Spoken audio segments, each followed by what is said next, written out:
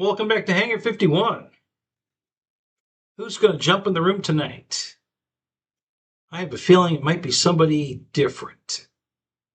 JCB, maybe? Maybe David?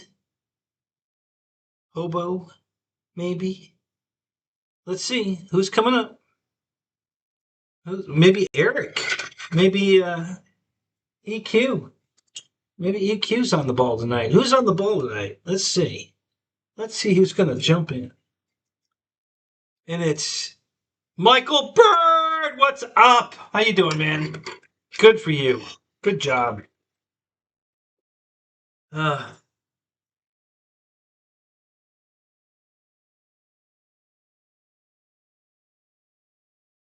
what's going on? All right, man. Well done. Jumping in good.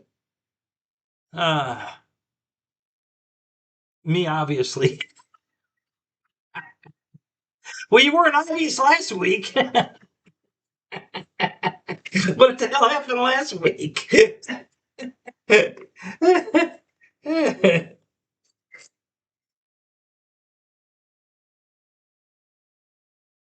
Oh, I guess that's got to be part of a wheel. Okay.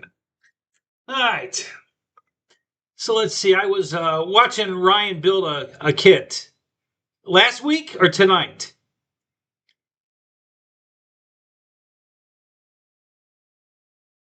I'm doing good, Bill. Doing good.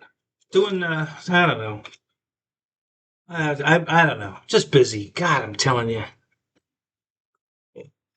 I just don't have any ambition to get up and do anything. And then when I do, I get tired or my back hurts or, it's just like, God, ugh, this getting old shit sucks.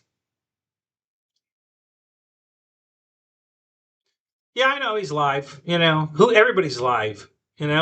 Spencer's doing a Zoom. Ryan's live. Uh, Hell, it wouldn't surprise me if Gooniac wasn't live. Or Bobby K go live. Everybody wants to go live during my show. I don't know why. So, Phil, all right. So I got some cool stuff to talk about tonight. I think you guys will. Some of it'll be cool, and then we might actually build the Husky tonight. We'll see. We'll see how this goes. I kind of want to build it tonight. I got to find the instructions, which let me grab them right here. There's a whole pile of them right here. Let's see if they're in this pile. I think they are. I hope they are. These are all the airplanes I built in that like 2 week span there. So the decathlon, okay. Yep, I forgot about that one. Okay, and that is such a big, thick book for that little airplane. I don't understand that one. Carbon ZT-28, P-47 Razorback. Okay, none of those. Um, the other book, there might be some books upstairs. I thought they were all right here, but maybe they're upstairs. I think, wait a minute, there might be one here. What's this one? No, it's something else. Helicopter. Don't need that. Um, Interesting. Yeah, we'll look for them later. If we get a chance to build it, we'll go find them. They're probably upstairs. That's where the plane is, so. Let's see, who else jumped in here? We got Michael Bird, Wild Bill, Philip, and should be one more. Got a lurker, I guess. That's okay. Yep.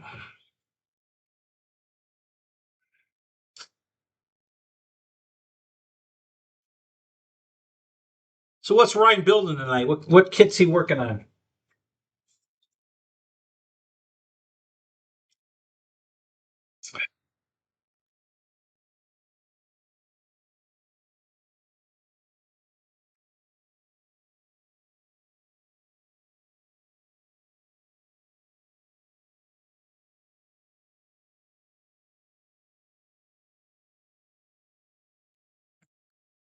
On here, Michael, or on his show?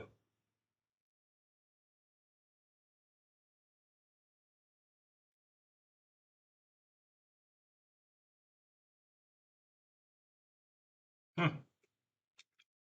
Yeah, they're not supposed to be doing that. There's nothing I can do. YouTube's just fucking all of us and not paying me. So, I advertise for them and they do what they want. And then I think I made, what did I make last year? $100, I think. you know, so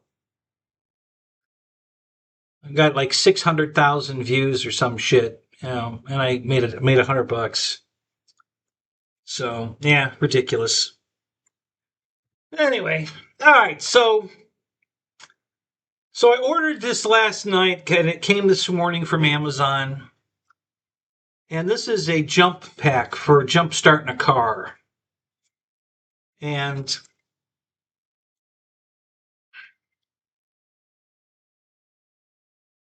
it's 16,800 milliamps. Okay. 62.1, 62.1816 watt hours. Um,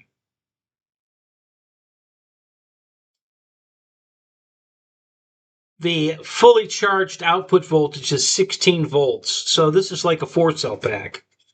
It's light as shit. It practically weighs nothing. But the really funny thing about it is it uses an EC5 connector. All right. It's even blue. It's an EC5 connector coming out of this thing that plugs into the battery. Okay. And I just thought that was hilarious. I'm like, so I could probably fly a 4-cell. Because this is light. It weighs practically nothing. So I could probably fly a 4-cell pack airplane for an hour on this battery. It's just crazy. So that's to plug in your cables to jump the car, and then it's got two flashy lights on here, red and green, blinking back and forth. And when the car starts and the alternator shows charging, the light goes solid green. I guess that's to tell you that the alternator is working. So, and now I don't know if that's charging this or not. This has a charge port over here for a USB or a Type C, phone jack. You can put either one, plug in either one to charge this. So, Juno, what's up? Are you on here twice? What's up with that? You have two separate accounts, or oh no, I get it. Philip's saying hi to you. That's what that was. That's just funny the way it came up. You're right next to each other. Anyway, yeah. So this was kind of cool. It was, I think it was $32. And it'll jumpstart a car, and it's a flashlight. You can turn it on. It tells you what your battery level is. It's 4 indicators to tell you it's fully charged. And then if you hold this in,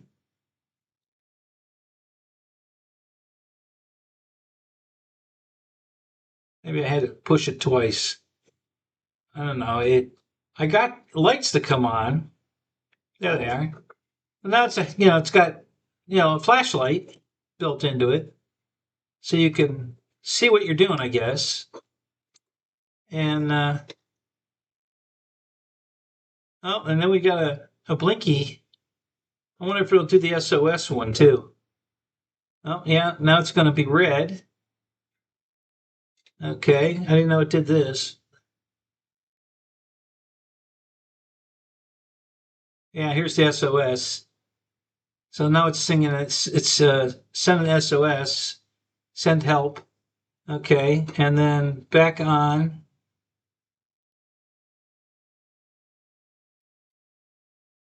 Okay, and then I guess I'll hold it in and maybe that'll turn it off. Yep, and then holding it turns it off. And then this goes off by itself. And this goes off as soon as the car starts and you get the green light, the solid green light here. These shut off. So I guess that, if these are off, I guess you don't have power going to the battery, but maybe power coming from it though. I don't know. I can't confirm or deny that yet. I did start a car with it just today. So it does work. It's I don't know. It was a lot cheaper than the other brands because this was only $32 and the other ones are, Christ, they were $50 per 100 amps. Okay. And I think this is 4,000 amps, if I remember right. So that would have been a $200 jump pack from the other companies, but it was $32 from this company. So I figured I'd try it, and I had no idea it was going to be this light. When I picked up the box, I'm like, Christ, there can't be a battery in there. What the hell? yeah, there's a battery in there. So anyway, it works. It does the thing. I don't know if I'm going to try flying an airplane with it or not. What I'm afraid of with the airplane is in flight that this will shut down automatically because of the auto shutdown.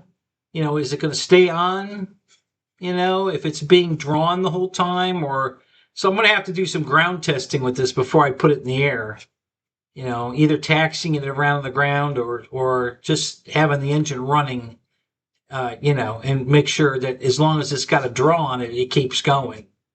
And because I don't know, I'm a little worried that might not work because it really wasn't designed for that. But anyway, it was kind of, but I just thought it was so weird that it has an EC5 connector.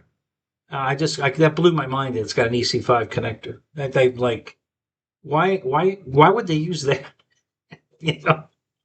But I guess, I don't know. I guess it wasn't a connector dedicated for hobby use. It just, that's what, I guess, I guess Spectrum is the one that started using the EC5 connector, right? I'm pretty sure.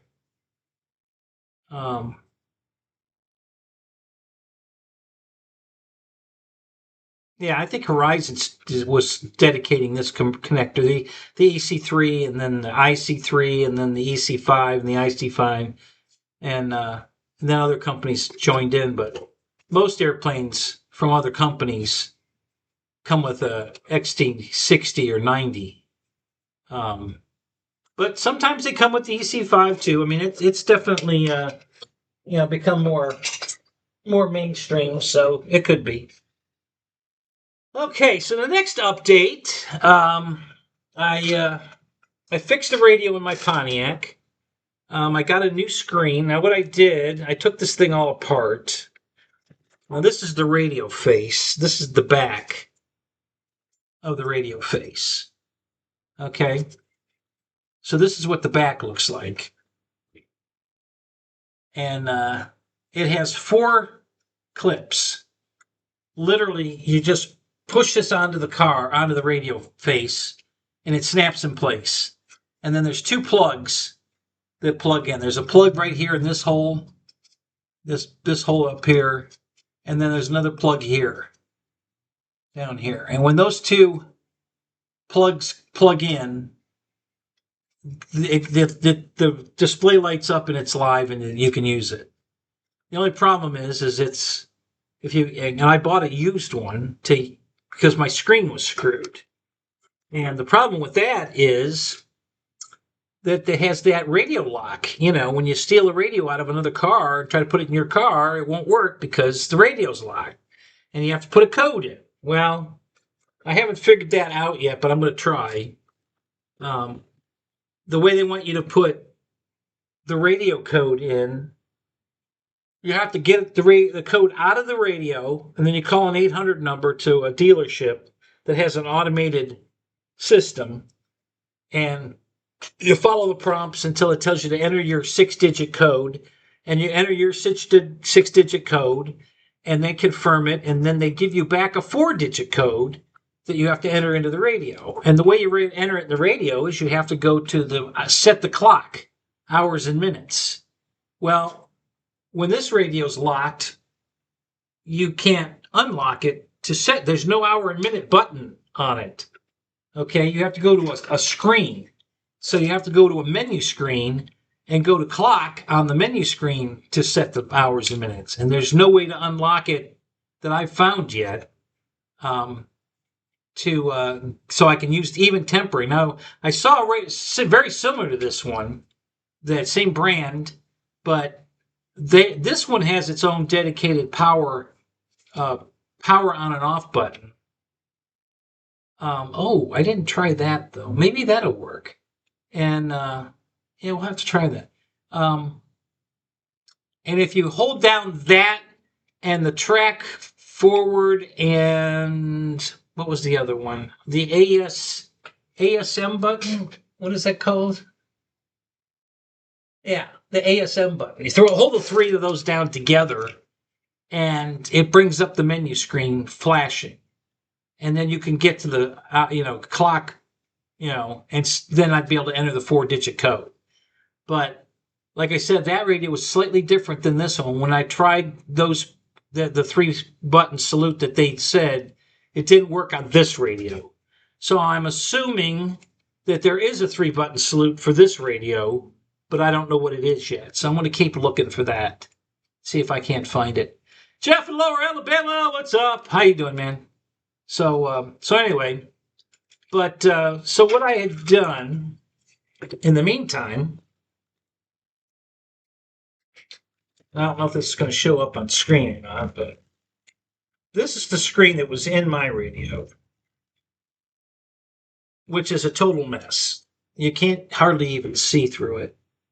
It's all boogered up. Let me do this so I can. You see how you can't hardly see through it. It's so screwed up. I don't know what they use, some kind of chemical on it, maybe to try to clean it, and it was too. But it's just a mess. And it was worse than this. I cleaned it. It was way worse than this because down at the bottom here, you can see some of the old stuff that didn't come off is still there. And you can't see through this at all. I can see through this now somewhat. It's not bad. But this was almost impossible to see through. So that's why I bought this whole radio used, to replace this screen. Well, so the new one came in, but it's locked, so I can't use it. But its screen was pretty good. This is the screen on that one that I took out. And even though that looks a little shady, it's pretty good, actually. You can see through this one. So even though it's not perfect and doesn't look great, at least I'd be able to see the radio and the clock and everything else on this screen. So I'm going to put this screen back in this radio here. But what I did was I went on eBay, and there's a number on here. It's a Sharp. This is I think it's a 7-inch or a 5-inch, I forget, screen from Sharp. And they've got a number on here. So I looked this number up on eBay, and I found these screens for like $80, like brand new. I'm like, well, hell, So I ordered the screen, put it in the radio, put it all back together, bam. Now I've got a perfect clear, display screen. The radio works, everything. The only button that's not working, and I don't know that it was working before or not, the rear window defroster is not showing me an indication that it's turning on when I press that button. The car is equipped with a rear window defroster. Could be a fuse, could be a relay, could be just a bad connection, like one of the wires in the back is cut. I don't know, haven't got that far yet. But everything else on the car works, except the AC, and I'll fix that. That's not a problem. And but anyway, so this is what the display looks like, and I'm only going to tilt it a little bit because there's these stupid little pins in it that push the buttons. Okay, and there's two more knobs right here that are for the, I think, the volume and station knobs here. The two down here at the bottom are for the climate control. So when the radio's locked, the climate control stuff all works. You just don't have a radio. So, but anyway, so the buttons have these tiny little white, and I didn't know they were in there, and they fell out, and I didn't know they had fallen out. And I went to put the radio all back together, and the buttons are all just flippy floppy. They're not, there's no spring back, there's no tension, I'm like, what the hell's wrong with this now? And then I reopened it back up, and I still didn't understand what was wrong. So that's when I opened this one up to find out, oh, well, where the hell did those all go? So I've been finding them all over the place. They've been on the desk. There were a couple on the car there. They were on the floor, So I think I'm still missing 4. I think there's probably 30 total. Let me look here. So we've got 8, and then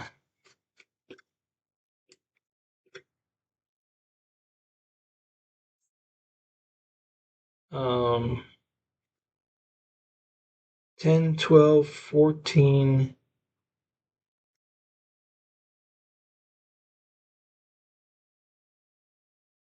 There's way more than 14 buttons, but the 14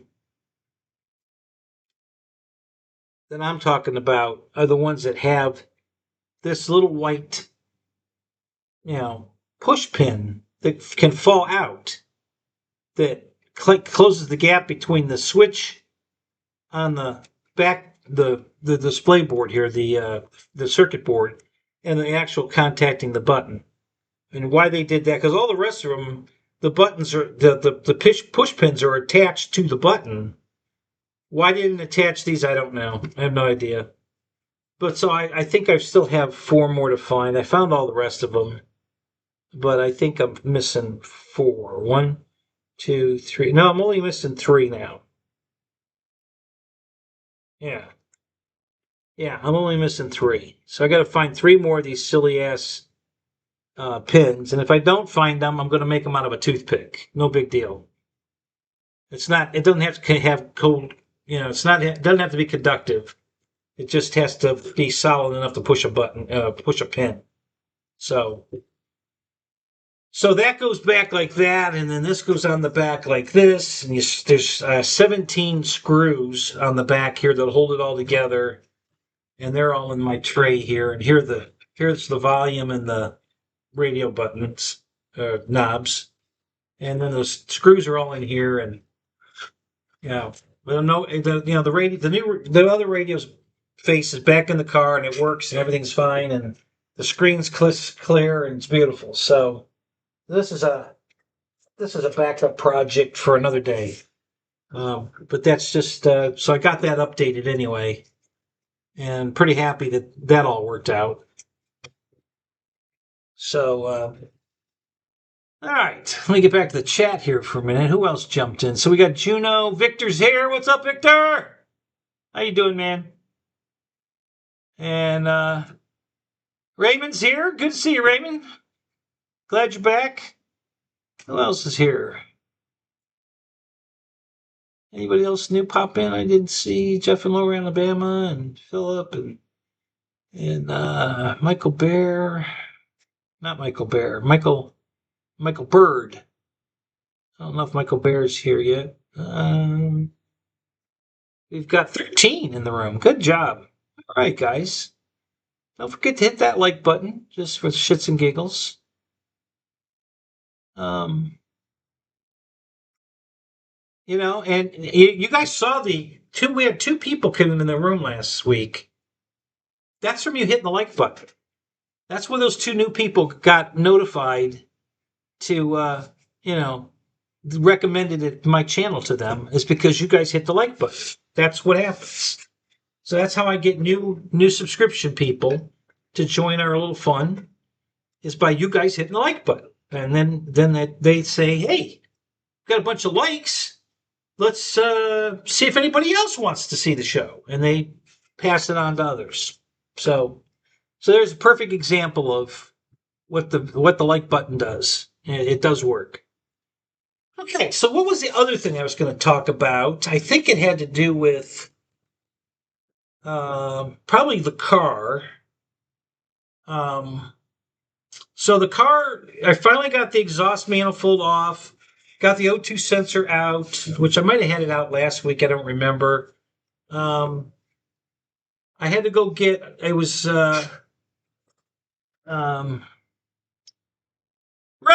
Ray, what's up? Good to see you, man. You didn't come last week. I was wearing your shirt last week, and you weren't here. And ask the guys if you don't believe me. I was wearing your shirt last week. Because you were here for the test, so I thought you were going to come back for the show. So I purposely wore your shirt, and then you didn't come on. So anyway, I tried. So I got the exhaust manifold off the car. I finally got the O2 sensor out of the manifold. And I don't know if you guys know this tool or not. And I was going to show it to you, but I didn't. Did I bring it in here or not? I don't think it did. So I have what's called an impact screwdriver. You can use it for anything. It has a 3/8 drive, regular square 3/8 drive on the end of it. You can put a socket on it. You can put an adapter on it to put a Phillips, tool bit in it, a screwdriver bit. You can put anything you want on the end of it. And it's pretty hefty, and it's a handle, and it'll tighten or loosen, whichever way. If you want to loosen, you twist it to the loosen, and then you take a big ass hammer and you smack it on top. And it drives it down onto the socket or onto the screw, or a Phillips screw. It drives it into the V of the screw, so it can't slip out, while it twists it at the same time.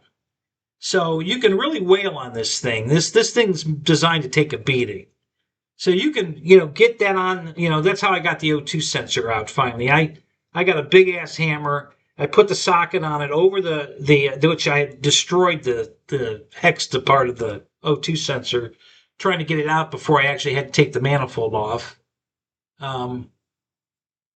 So I just started wailing on it, and it finally I got the O2 sensor out of the manifold. So now I was cleaning up the head surface. I already cleaned up the manifold itself. I've got to clean up the head a little bit more tomorrow, and then I'm going to start bolting it all back together. I think it'll go back together pretty good.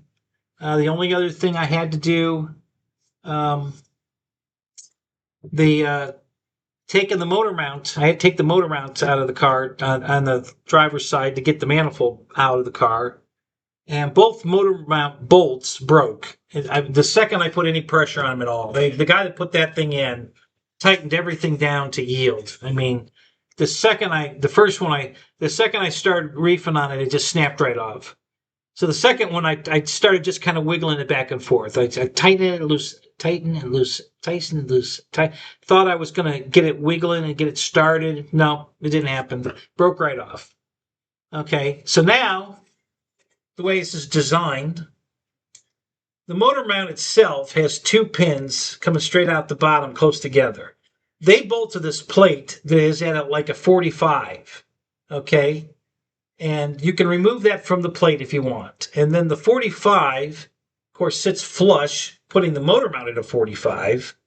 And there's two big long, like 5 inches long, bolts coming out of it that have to go through the frame rail.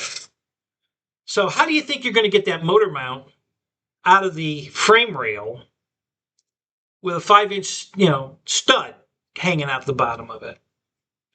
Yeah, you got to jack the motor up at least 5 inches. Way more if you leave and then there's another motor mount part that bolts to the engine above that.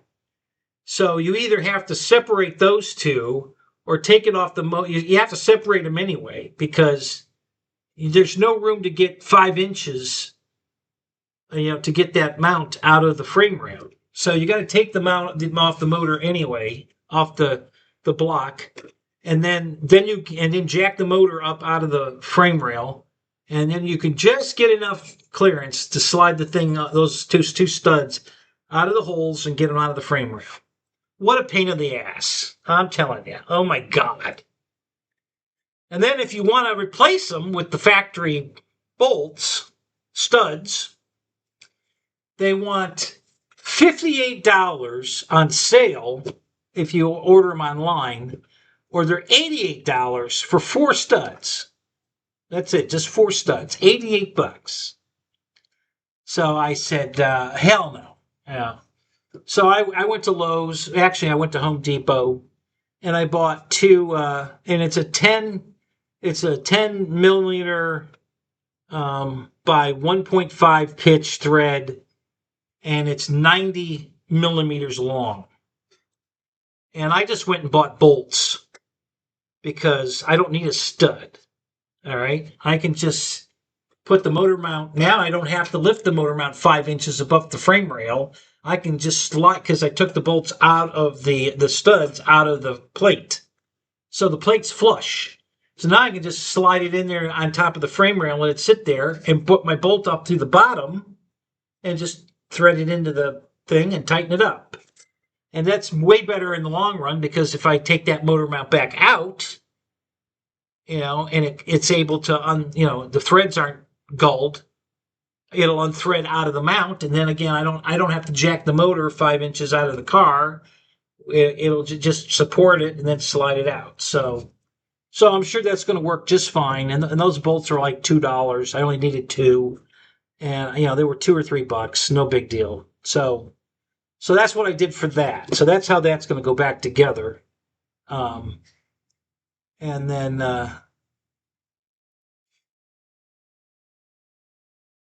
genuine sensor, 170, Temu, $16. Yeah. Absolutely. That is par for the course, Gino. Absolutely. Yeah. So EQ's here. What's up? How you doing, Eric?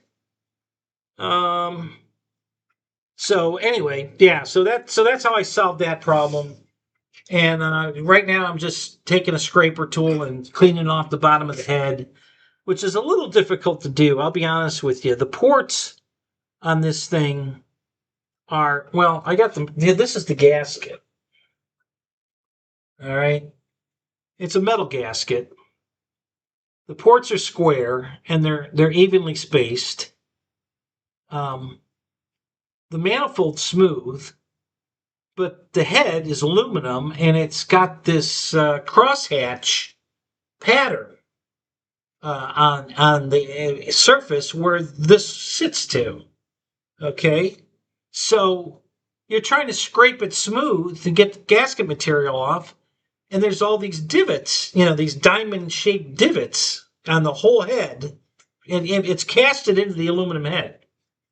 Well, that ain't making things easier for sure, but it's, I'm getting through it. It'll work. I'll get it. And then I ordered gaskets. I wanted to replace it with the exact same ones. These are not from Dodge, but they are the exact same gasket. In every way. There's a left and a right gasket. The left gasket has a big oblong hole here in the bottom corner, and the right gasket has a round hole. And of course, I need the left gasket because this is the left one with the big oblong hole. So when you set this on top of this one, they're identical. They're both the metal gaskets, and all the reliefs are in the exact same spot. So this is the same gasket that they use. It's not a Dodge gasket, but maybe Dodge is using the same one. This was supposed to be Manley.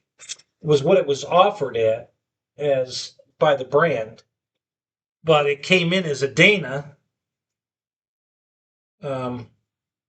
Victor. I've heard of Victor gaskets, and Dana's a pretty big company, and so yeah. Regardless, I don't really give a shit whose name's on it. I just wanted a steel gasket to replace the one that was on there was a steel gasket. So I ordered these because it said it was a multi-layer steel gasket. And when they came in, they are identical to the one that I took off. So I'm real happy about that because the gasket did its job. The thing didn't leak at all. And it was easy to get off. It was easy to unbolt. Once I could get to the manifold, I really didn't have much trouble getting the manifold off the engine. Thank God. The getting the O2 sensor out of the manifold was unbelievable, but getting the manifold off the engine was not a problem. So I was super happy about that. So tomorrow I should be able to. I've got all the scraping just about done. I'm going to spend a couple more minutes, see if I can finish it up a little cleaner, and then I'm just going to start bolting it all back together. I've already prepped the threads for the O2 sensor. That's all done perfect. I can thread it in and out by hand, no problem. The manifold surface is clear, nice and clean, smooth, and even. And everything else, new bolts for the mount. The other bolts were all good. The mount, there's 6 bolts that are exactly the same. 2 of them, 4 of them bolt the engine mount that the motor mount bolts to the motor, to the side of the block. And then the other 2 bolt the engine mount that's bolted to the block to the motor mount. And then you got 2 at the bottom going through the frame rail that hold the motor mount to the frame. So, but all that should go back together without any real issues. The biggest problem is this, and it's, I don't know, it is what it is. You got to jack it up, the motor up to get the stuff in, and then you got to jack it back down, and then you have to jack it back up again to put there's a metal shield that you have to slide up in there, and after you get the manifold installed, then you have to slide this metal shield up in there, and that bolts over top of. There's 4 studs that have nuts on them, additional nuts. And then the rest of them are just bolts. And so those additional nuts are to hold the metal shield to the outside of the manifold. And so you got to put those on. And then after you put the then when you lower that down and bolt that all together, then there's another shield that covers the motor mount to keep the heat from the exhaust pipe heating up the mount. And that goes on with another nut. And it's just, it's time consuming, very, very time consuming.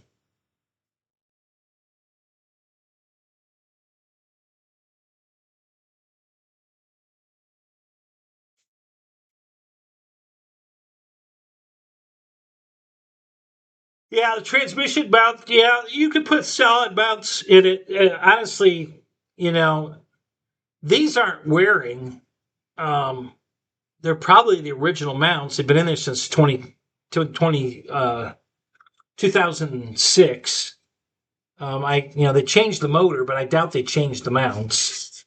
And I haven't read anything online yet about these mounts going bad regularly, but polyurethane, yeah. But anyway, now that I've got it, situated, everything's clean, new bolts, new clean surface, new gaskets. It should bolt back together pretty easy. It's a 2006 Dodge Charger Daytona with a Hemi in it. Yellow. They call it Top Banana. Which was a dream car of mine.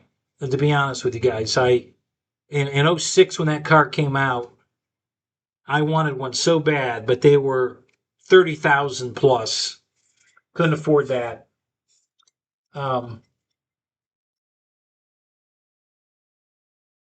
But I bought all the toys, and I've already had those on the show showing you guys. I bought 4 of these gigantic chargers. They're this big.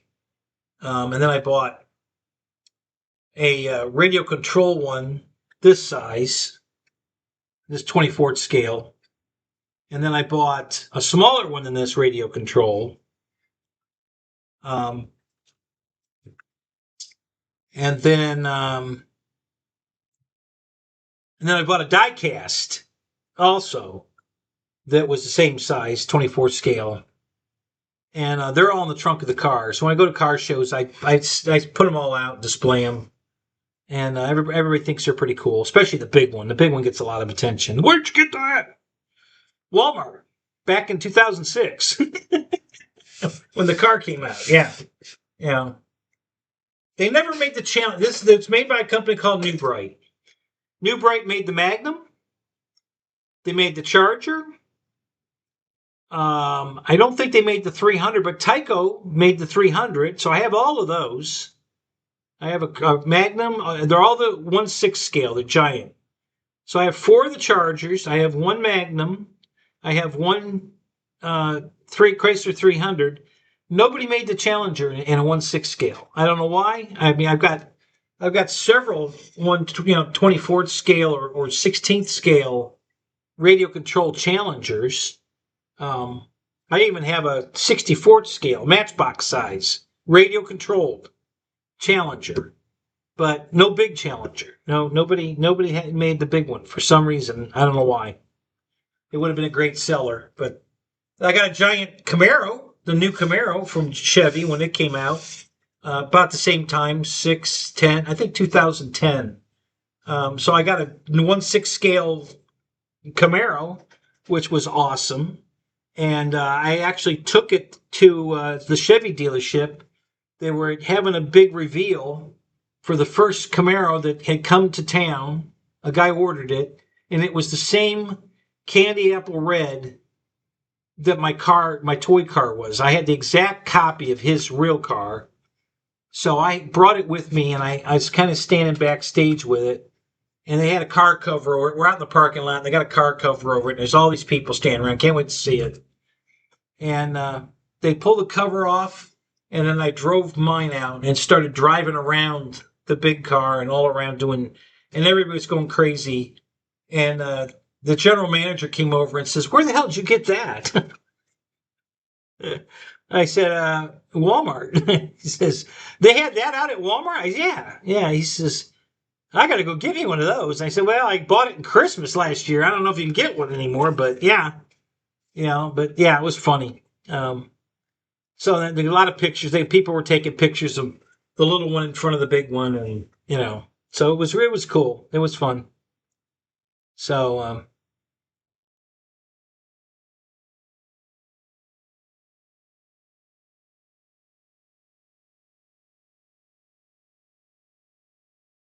okay, let me read. I'm missing some stuff here. Let me back up and see what I missed.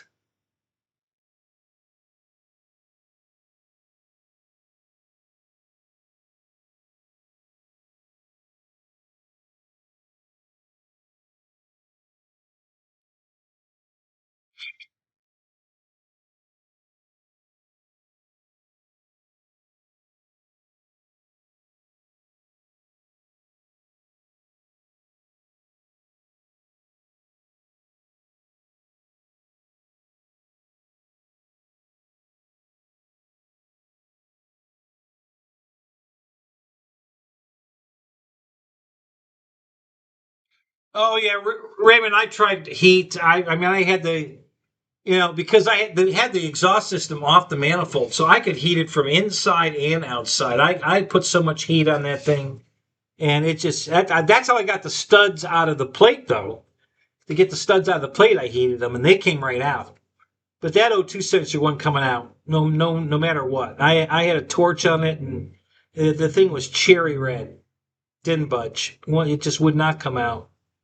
It was, I've tackled this stuff for 50 years now, and that was the first time I literally could not get an O2 sensor, even with the special socket, and I tried everything, vice grips, big double wrenched, a box wrench, and nothing worked. I just could not get it to come loose, and but when I finally wailed on it with my impact, that And it didn't come loose the first hit. It took a couple hits, but that finally broke it loose. So. But yeah, I know the heat trick. I used that worked perfect getting the studs out because they weren't budging. They looked like they were literally they were so corroded into the plate that it literally looked like just one piece. It didn't look like it threaded in there at all. It just looked like it was made in there. And but the heat did the trick. That broke loose, so I got the studs out of the plate. So no problem getting the bolts the thread back into the plate. Didn't screw up the threads at all. So I was happy about that. So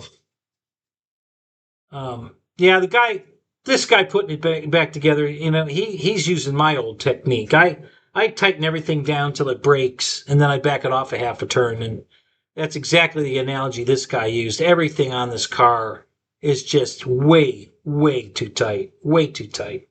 No reason to put stuff in that tight. That's just ludicrous.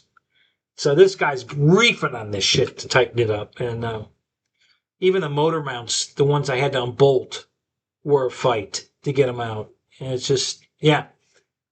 So, but, we got it now, finally. I've been working on this car for about a month, on and off. I just, there's days I'm not in the mood, don't feel good, tired, and whatever.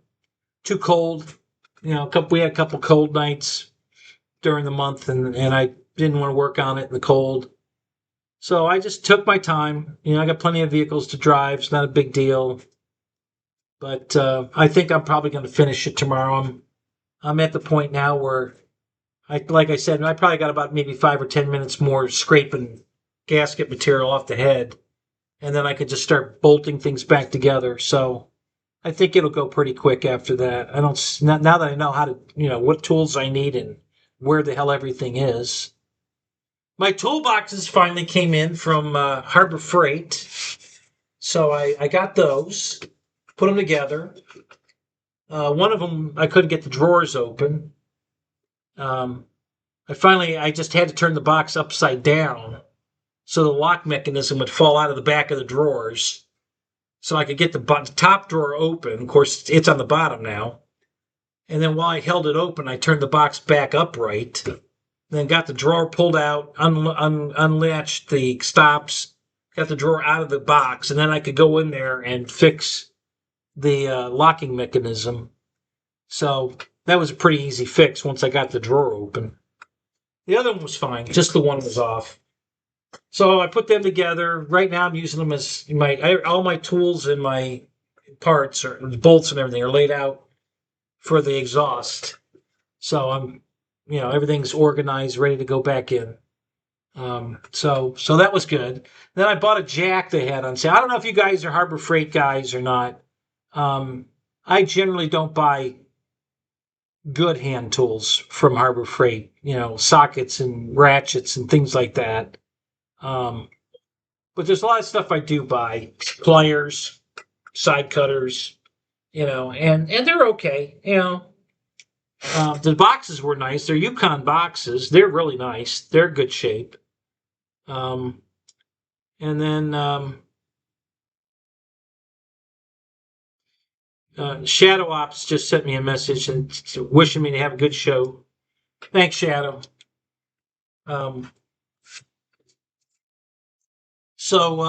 Anyway, they had a hydraulic jack on sale, almost 50% off. The Daytona brand, that's their new line they just carrying. And I bought 4 wheel dollies by joining their club. And you get great deals if you join the club. And it only costs, I think it's $29 a year, but if you buy 2 years worth, it's only like $22 a year. So I bought for $44. I got 2 years worth of, and you get free stuff. I've gotten a free bucket and a free magnet for the side of the toolbox, and a set of those step drill bits. I got a set of those. What else? Some straps, for strapping something down. I got a set of straps. What else? They get this, you get a lot of, all you have to do is any purchase. You can buy a pack of gum at the register and you get the free offer, whatever it is. All you gotta do is buy a purchase, anything. Doesn't matter what it is. So you can literally walk in there and buy a pack of gum. Oh, a bucket. I got a 5-gallon bucket. Yeah, all you gotta do is walk in and buy anything, and you get the free item for the week or whatever. So, and then they have these awesome discounts. The day I signed up for this club, I bought 4 of those wheel jacks, the wheel dollies, and they were $80 off.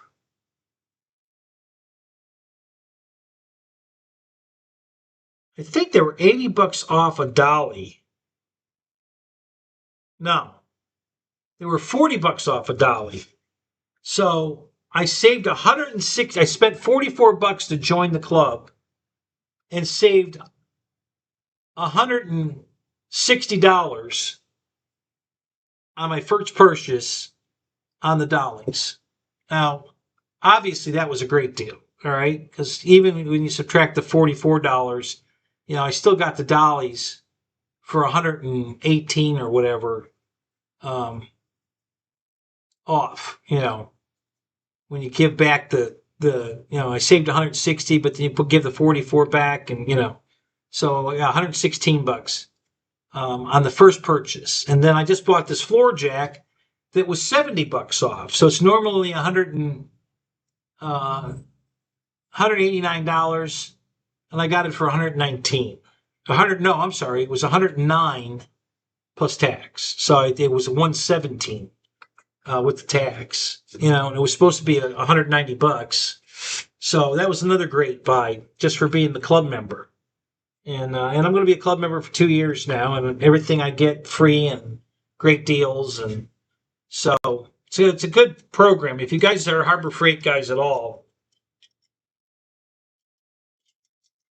join the club, and you'll save so much money. It pays for itself on your first purchase, pretty much. So, all right, let me get caught back up here.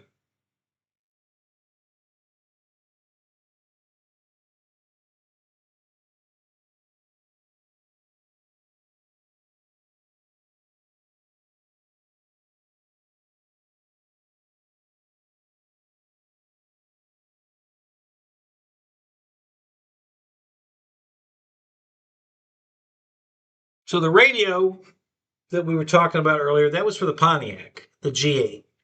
And then all this other stuff, the exhaust stuff, is all the Daytona. So been working on 2 different cars. I didn't need the lift to work on the Pontiac, so that's not in the way. The Daytona's on the lift. I mean, I'm telling you, having a 4-post lift, God, I love that thing. Man.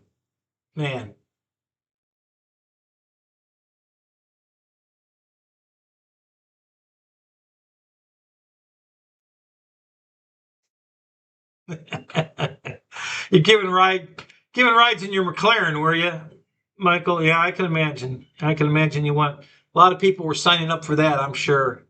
How often do you get a chance to ride in a McLaren, right? I mean, come on. So yeah, I suppose you're going to get a lot of that.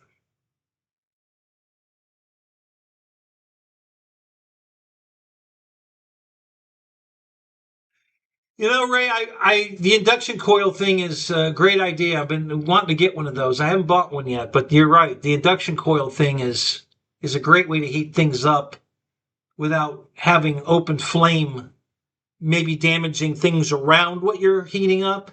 And I didn't have that problem with the exhaust manifold because I just went up inside the manifold and heated it from the inside out. So I didn't have to get outside and heat it. I had perfect access to the bottom of the O2 sensor from inside the manifold. So, but you're right. That induction thing's cool. I really like that. What year model was the Camaro?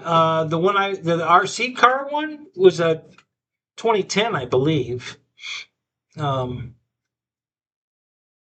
I can go. It's in the other building. I can go get it. You've seen. I've had it on the show before, but if you want to see it, I'll go get it. Um, Yeah, uh, Roy sent me that thing about the Kralo Cran thing. Um, I think that probably would have worked in most cases, but like I said, this one was galled in so good. I don't even think the crayon idea would have worked, honestly. It just, no, I had all kinds of penetrating oil on it and everything, and it just wasn't going to budge. I couldn't get it to move at all. If I'd have got any movement out of it at all, I'd have done the crayon thing for sure. I couldn't get it to budge at all. And like I said, it took a couple of hard hits with a pretty big hammer before it would even think about moving. So I don't think the crayon idea would have worked until I got it loose. Once I got it moving, because then you just work it back and forth, and you just keep going a tiny bit further each time, and you keep cleaning the threads as you go. And the crayon would have got down in there and lubricated it as it was moving. It would have been great. That would have worked fine. But I just couldn't get it to budge.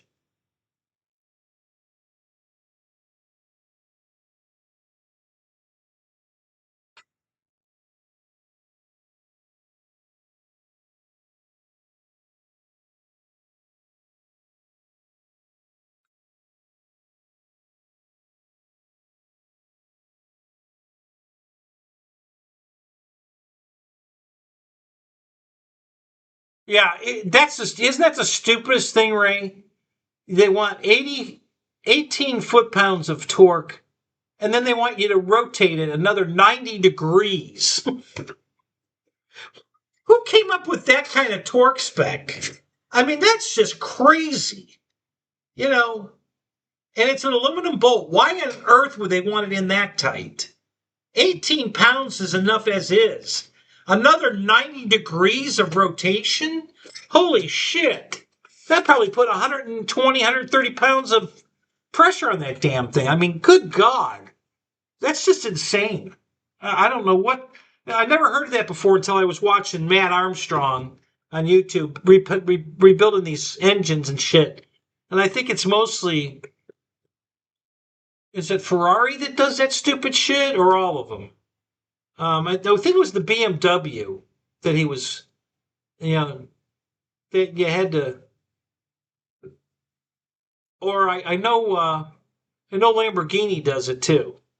Um, insane. You got to go 90 degrees and then another 90 degrees, in sequence, like bolting the heads on.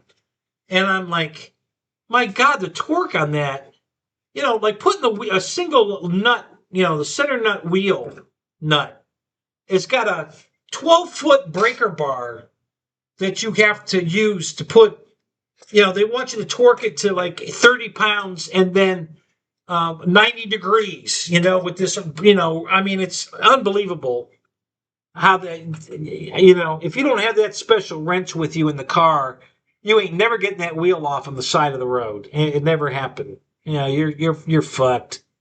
So yeah, I just couldn't believe it. That was just insane.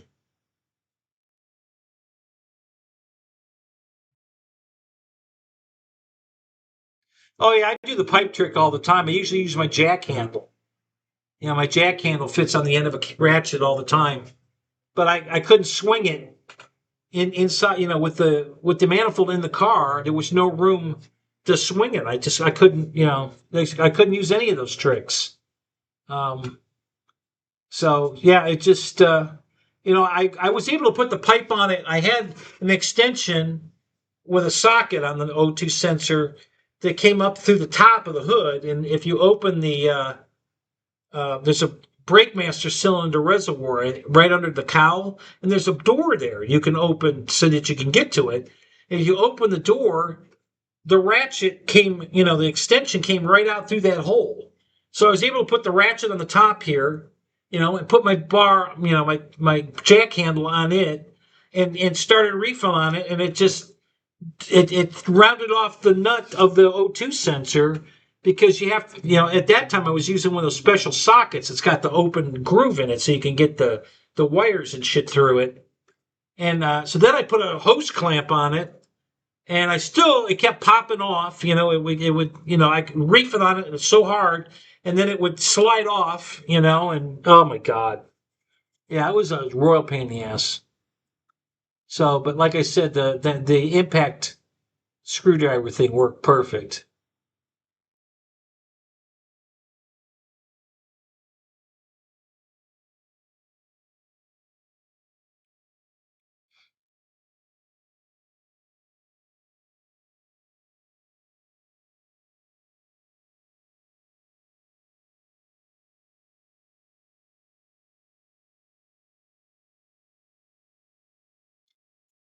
What were you doing, Jeff? Where they tossed in the free parking thing? What was that? We sail your sailboat thing or something different? What are you talking about? I'm getting caught up. Give me another minute.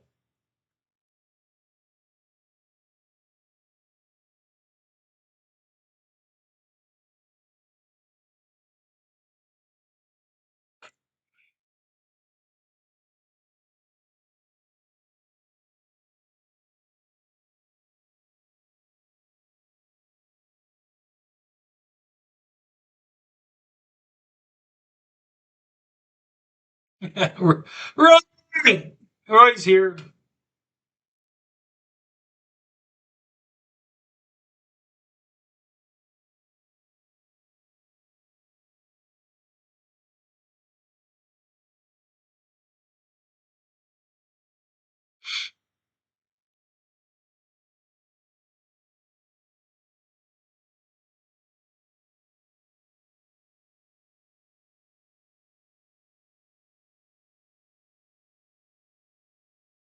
Yeah, I think the 90 degree after a torque spec is definitely a European thing. I don't know. Never heard of such a thing before.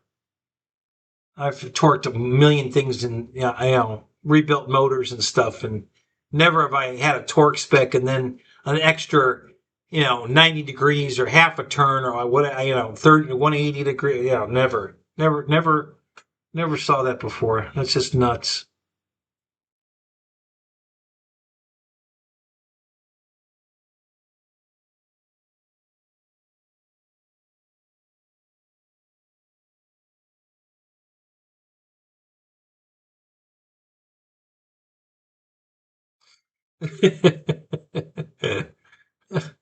Ray, you move your camera too much. You're making people dizzy.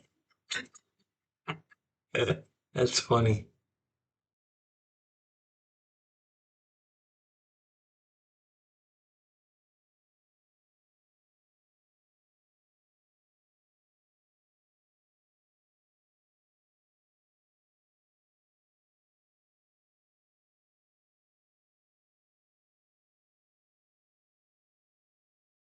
Okay, I think we're just froze up. No, maybe not. Nope, I'm just at the end. Okay, I'm caught up.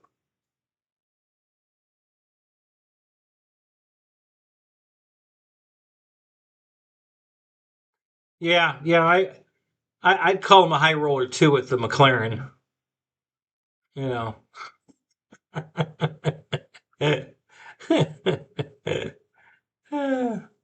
Yeah, you made your millions in Bitcoin. You already told us that. Now you can't take it back now. We already know you and your sister made a killing on Bitcoin.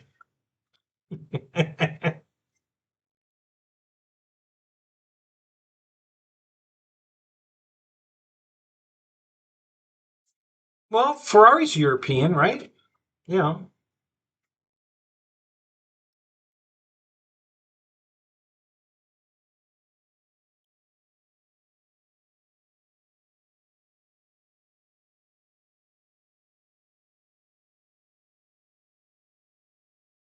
Yeah, you didn't have to spell correct it. We got it.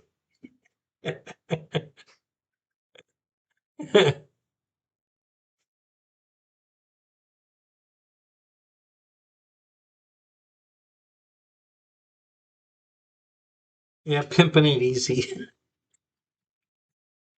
uh, all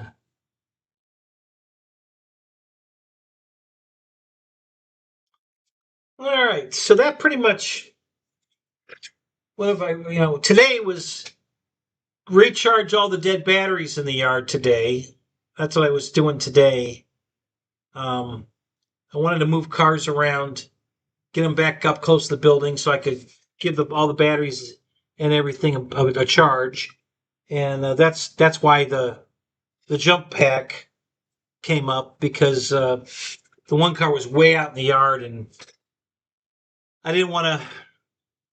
I jumped it with my truck for a while, but it still wouldn't start. The battery was that dead. So I finally took my giant generator out there, plugged the battery charger into it, and let that run for about 40 minutes. And it started right up. And then I took it for a drive, brought it home. Meanwhile, the windows were down, and it's windy as shit right now here. Oh my God. So all the leaves that are coming out of the trees still from winter are just blown under the hood, in the trunk, because the battery's in the trunk. You got to have the trunk open to charge the battery. And I had the windows down in the car. Leaves everywhere. Oh my God, it was ridiculous. So I had to take my leaf blower, and blow all the leaves out from under the hood. And there's still a bunch in the trunk, but I got the gutter around the trunk emptied. But now I got to vacuum out the trunk because it's full of leaves. So I got the Daytona over here now. I can charge it. The Pontiac's over here, but it's being charged. I drive it daily, so that's not a problem. The Cadillac CTS is over here already, so that's not a problem. I'm gonna go pull the battery out of the other Dodge, because that's the one with the blown motor. Well, it's not blown, but the motor needs a cam and lifter update. So I'm gonna pull the battery out of that and charge it up and bring it in the garage. And then I need to charge the Super B battery. I need to charge that one. And then I bought a new battery for the white wagon.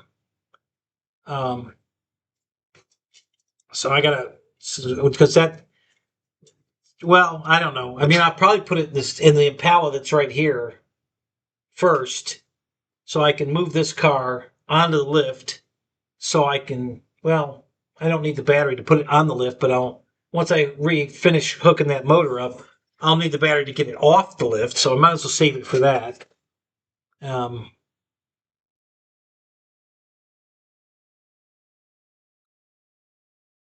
do they work pretty good? I've got, it's really funny, and I don't know why. I have two solar chargers that came out of Volkswagens. When they ship them, then when they come off the boat, they have a solar panel suction cup to the windshield, and you plug it in the cigarette lighter, the auxiliary power, you know, and uh, and that's supposed to keep the batteries charged up, you know, with and then those didn't seem to work at all. Now they're really old by now, um, so but even when they were new, they didn't seem to work very well. I wasn't getting any success out of them. So I don't know if they've got some kind of wave signal that only works on Volkswagens, or I don't know what the deal was. But yeah, I had them plugged into a couple of cars, and they didn't work. They just they show, when you test them with a voltmeter, 12 volts. I mean, it's doing something, but it didn't. It never kept the battery charged.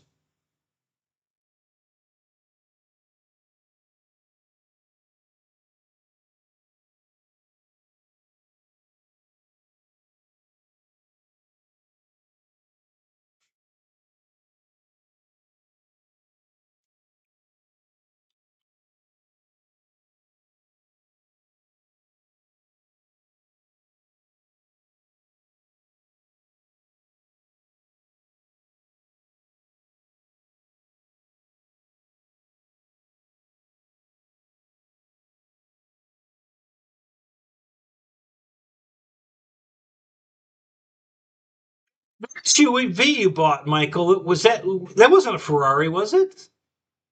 It was it a Land Rover?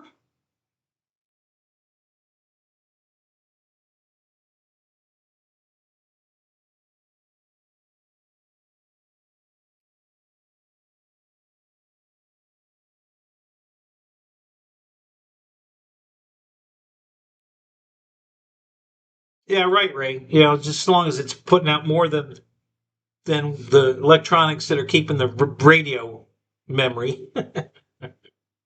Yeah, as long as it's charging more than that, you're good. You know, it should keep the battery up. So yeah, I'll have to look into that. I never really looked at Harbor Freight for um, a solar panel for the car like that. Plus, I'm sure Amazon has them too. I hadn't looked for that yet.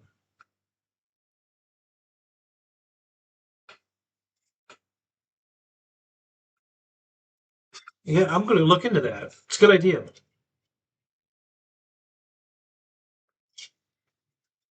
I know exactly where my Volkswagen ones are, but I don't know if I'm even going to go bother trying them. The hell with it. I think I'm just going to splurge. No, I did not build the Husky yet, but we might do it tonight. You know, if we might already be running out of things to talk about. So I might go get it and build it tonight. It's definitely on the agenda. If we don't have anything else interesting to talk about, then yeah,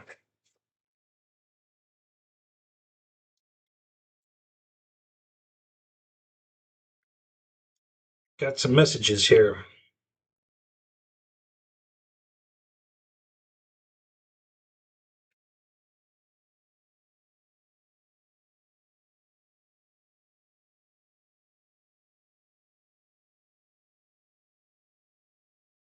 The flames are gone.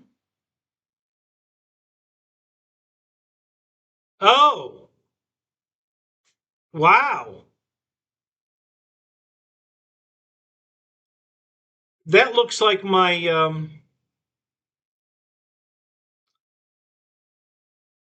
Tar Heel Hal P-47 wing. It looks just like that with the black stripes. Exactly like that. Wow. Is that the scheme you're going with now? Or a different scheme? It looks good. So Reckham Roy just sent me a picture of his P-47. He's got the 1700 millimeter FMS.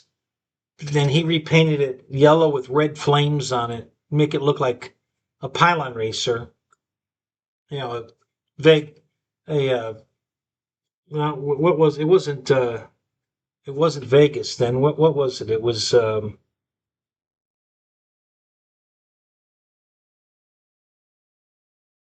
hmm,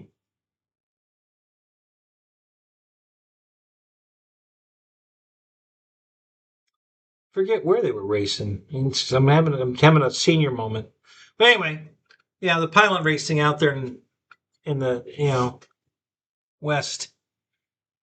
And now he's repainting it back to a military scheme. Reno, thank you. That's the word I was looking for. I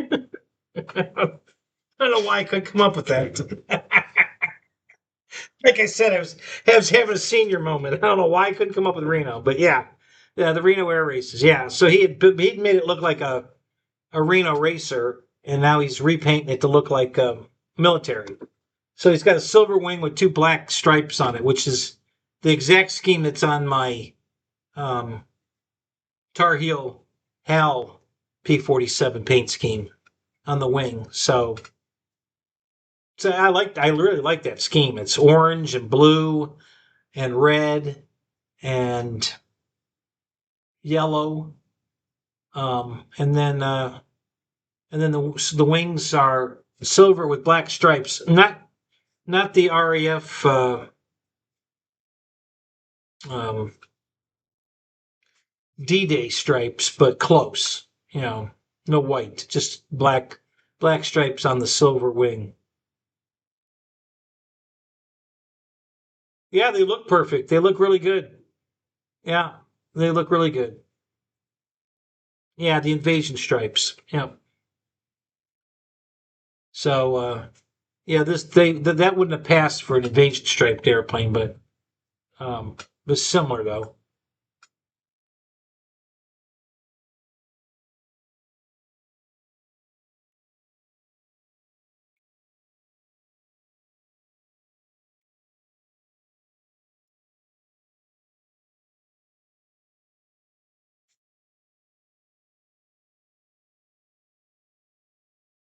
Ray, which one have you got?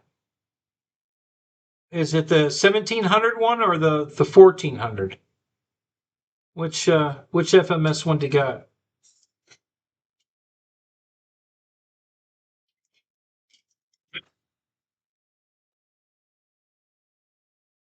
Oh yeah, the 1500 one. I forgot. I always forget about that one. Yeah, I don't have that one. I have the 14 and I have the 17. I never bought the 15. I never liked. It looks too fat. It could just be an optical illusion, but the pictures, it just looks obese. Girth. I mean, it just doesn't look right. So I just never been a fan to buy that airplane because it just doesn't look right. And I haven't seen one in person yet, so I don't know if it looks like that or not, or if it's just the pictures I've seen. But yeah, it just looks wrong. It looks like it's just too fat. It is really fat and chunky. Yeah, I just that's not both my P-47s don't look like that. Well, I have three now because now I have the 1200 one from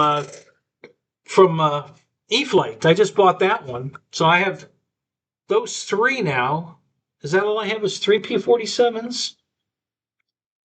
Hang on a minute. Let me think. I might have another one. I've got the 1200. I have the 1400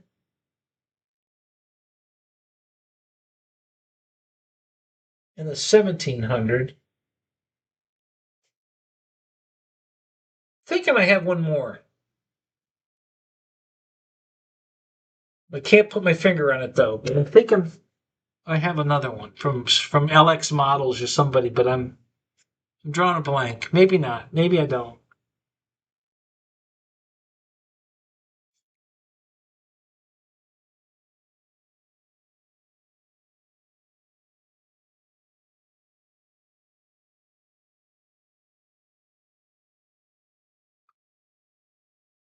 Diesel here is 15 US. Wow, really? Holy shit. Matt, what's up? How you doing, man?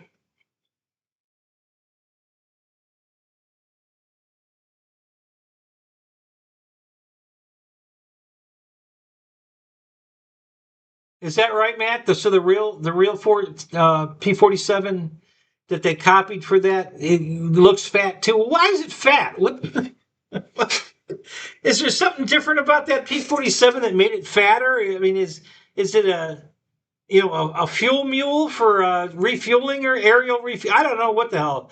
I don't know why that thing looks like that. It's just really weird. And I didn't like the stripes on it. The three black stripes look terrible on there. That didn't look right at all to me.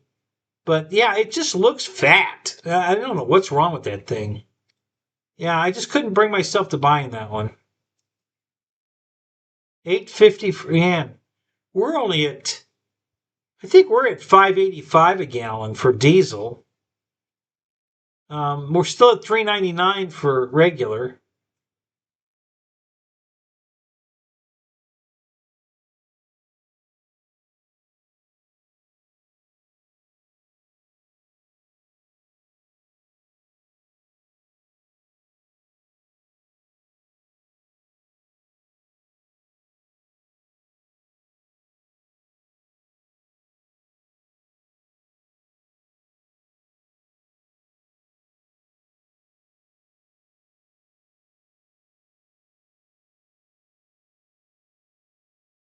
Yeah. So Roy, I just Ray, I'm not sure. Like I said, I've watched all these, you know, History Channel P-47 stuff, and then I have the three that I have, and they just don't have that super fat look to them like that 1500 does. I don't know. I haven't, like I said, I haven't seen one in person. Maybe it looks better in person. I just can't bring myself to buy it though. not, not at that. Um,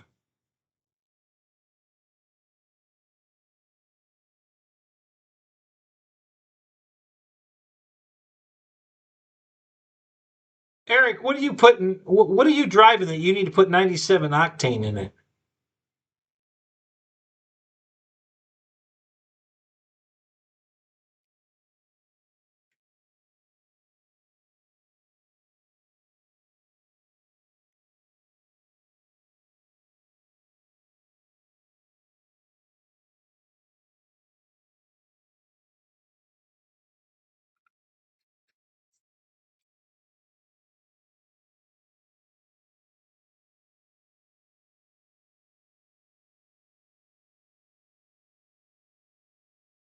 Click that link so I can open a virus on my computer. Let's go ahead and do that.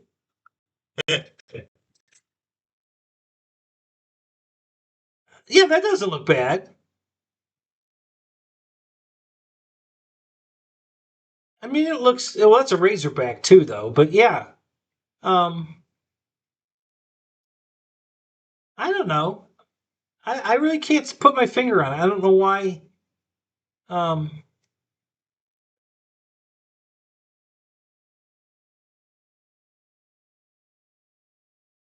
that one doesn't look.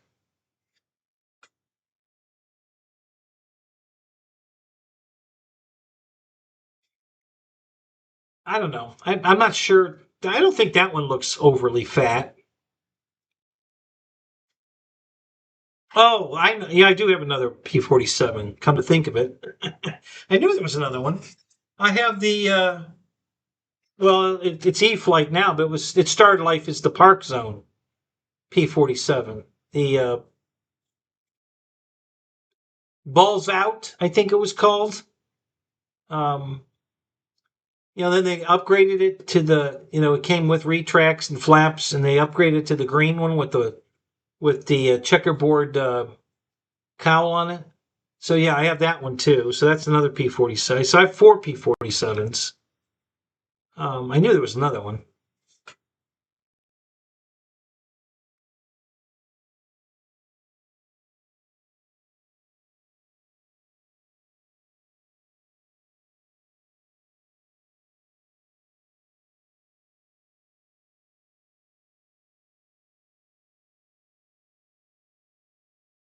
Yeah, yeah. The Park Zone one doesn't have that, and I don't think.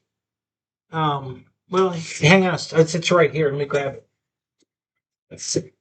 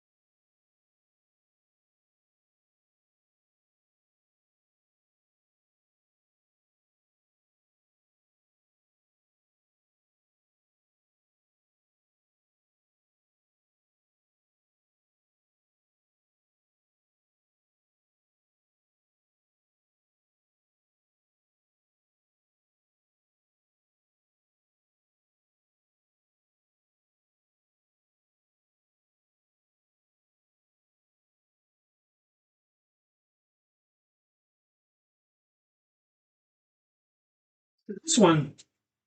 This one doesn't look that fat. Well, that's what I'm talking about. It just doesn't have that fatness to it. This looks, overall, it looks slender back here, and then it's just not quite so girthy here.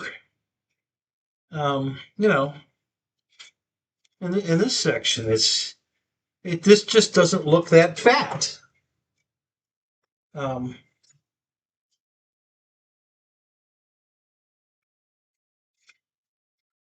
so I wanted this plane when they first came out with it, and I didn't get one. They discontinued this one and the Spitfire. Because my buddy brought both these out to the flying field one day, the Spitfire and this. And I thought the Spitfire flew better. I thought they both flew really good. I liked both of them a lot, but I really loved the way the Spitfire flew. It just was so dialed as opposed to this. They, like I said, they both flew good. I didn't have a problem with either one of them, and I was going to buy both of them. And then, wow, we got damage here. How the hell did that happen? Wow, I don't know what happened there.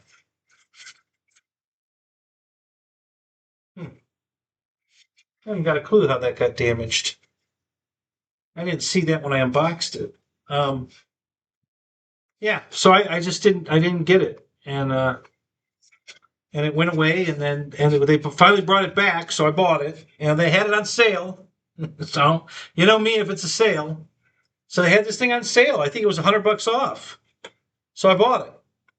So now I'm just waiting for them to bring the Spitfire back because I really want the Spitfire, and I don't mind the Razorback or the Bubble Top.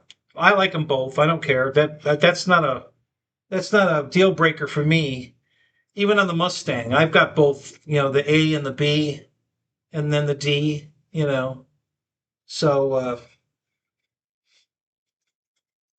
yeah, I just.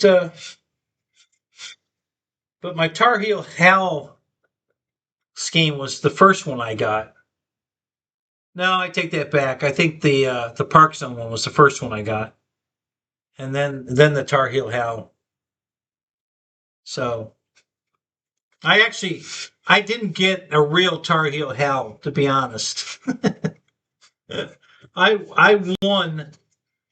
I don't remember exactly how this went down, but I won a set of wings, or they were on discount like 70% off, and I bought a set of wings. I forget. I don't know, but I put an FMS 1400 P47 together in pieces. I bought all the pieces to make a kit, and the wings are off of the. I think the wings are off that the real popular silver one. What do they call that one? The hot shot or something, or I forget. Roy, what scheme are you going on yours? So I think the wings were off of that one, that silver one, and then the fuselage was the Tar Heel Hal, and then I think the tail feathers were wrong also. So the tail feathers were for the other one. So I pieced it all together, and it came out fine. It looks fine to me. It looks great. It's not exactly right. The tail feathers are supposed to be orange, and I think mine are yellow. But the back of the tail is orange. The orange, it goes back there, but then I think the horizontals are either silver or yellow. So there's the color scheme's wrong, but it looks fine. I mean, the plane looks great. Yeah, that's it. The Hull Hun Hunter. Yep, that's the one I'm thinking of. Yep. Thank you, Juno. Yeah, so that's the one, the famous one that. So I think that's what my wings, and that's probably the scheme Roy's doing. But I think my wings are off of that one and the tail feathers, but the fuselage was the Tar Heel Hal. And I did this really cool engine the dummy engine in it. Because that particular one, I don't know why. And when I called FMS, well, I actually called Motion because back then Motion was selling all of FMS's stuff. So I was dealing with Motion on that plane. And the military green version of the 1400 P47 came with the dummy engine. The Tar Heel Hal did not. And I'm like, okay, well, can you sell me it? No, you can't buy the engine separately. What do you mean you can't buy the engine? So what the hell is this? That doesn't make any sense. He agreed. I was talking to, I think it was Matt. No, it was Martin. I was talking to Martin. And yeah, he didn't understand that either. He says, but yeah, the engine's not available separately. But if you order the green fuselage, you get the engine. And if you don't get the engine. Like, so what I ended up doing, which came out 10 times better, is I got the engine for the T28, the Trojan. So I ordered the engine out of that plane and then modified it to fit into my Tar Heel Hal. And that engine had great detail on it. It was a really good looking dummy engine. So I used that one, and I glued it to a board that I had cut the size of the oval. Then I put magnets on it. So the engine went in with magnets, and then the cowl went over it. And when I put it all together, it looked so good. And I sent a picture of it to Martin, and he was impressed. He says, "Oh my God, that looks great!" And so I made my own. Screw them. uh,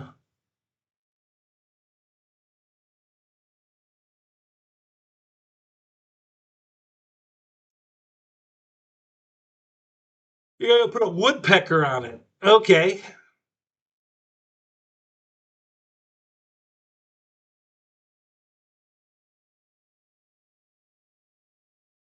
Oh God, we all loved Woody Woodpecker, Michael. Christ, are you kidding me? Yeah, yeah. Woody Woodpecker was great.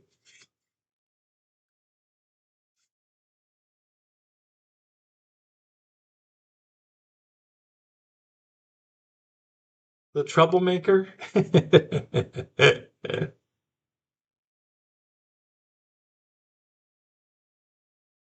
Yeah, I was really proud of myself when I did all that, modeling to make that engine fit in the P-47, which made the P-47 look fantastic, and everybody agreed. I had several people at the field ask me, "All right, I have that airplane, but my engine doesn't look like that." I said, "Yeah, yours won't look like that." He says, "Where'd you get that engine?" And I told him, I says, "It's the one for the P-47. I mean the T-28. I just modified it to make it work in here, and it came out great." And yeah, I was super happy with that. I still have the plane. It's in the other room. It's in the other shop. It's been in a plane rack there for years. I haven't had that plane out to fly in a long time. So I did a video on repairing the landing gear, making it super strong, and that video's gotten a lot of traction. A lot of people watch that one. Teach them how to use the hardwood, my Walmart bag of hardwood, to what do I do with that thing again? Yeah, to put landing gear in that plane so it wouldn't come out. That worked out perfect. That came out really good. So yeah, I've been using that hardwood from Walmart for years.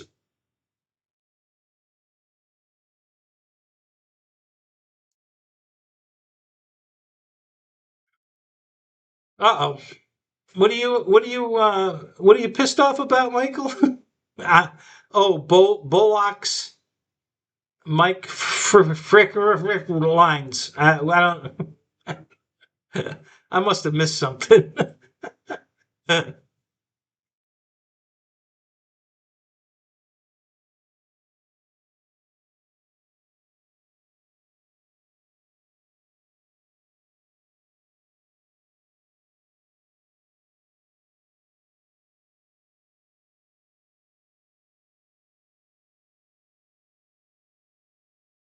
What's a fly cat? You're not talking about your.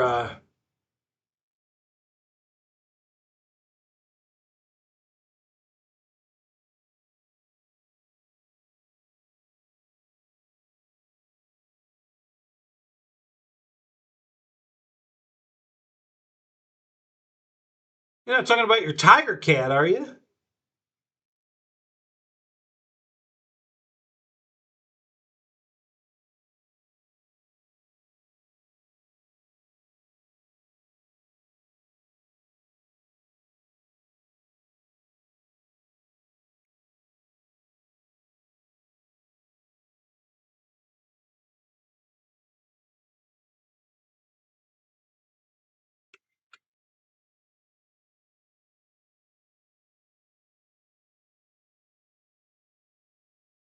Flycat, the Hobby King plane. I'm not familiar with that one.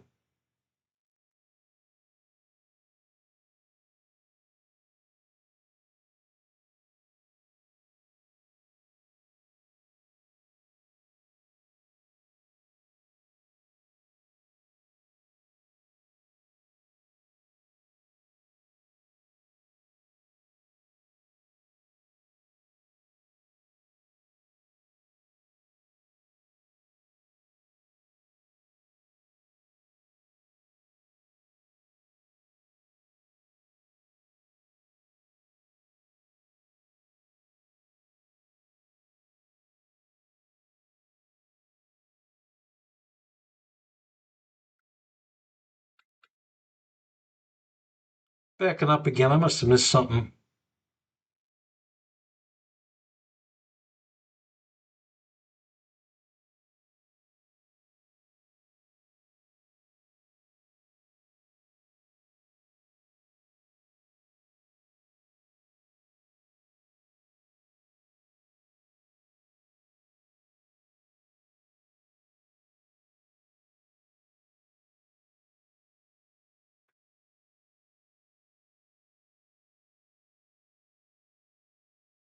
Okay, so all right, Eric. Why are you putting 97 octane in a Chevy Cruze?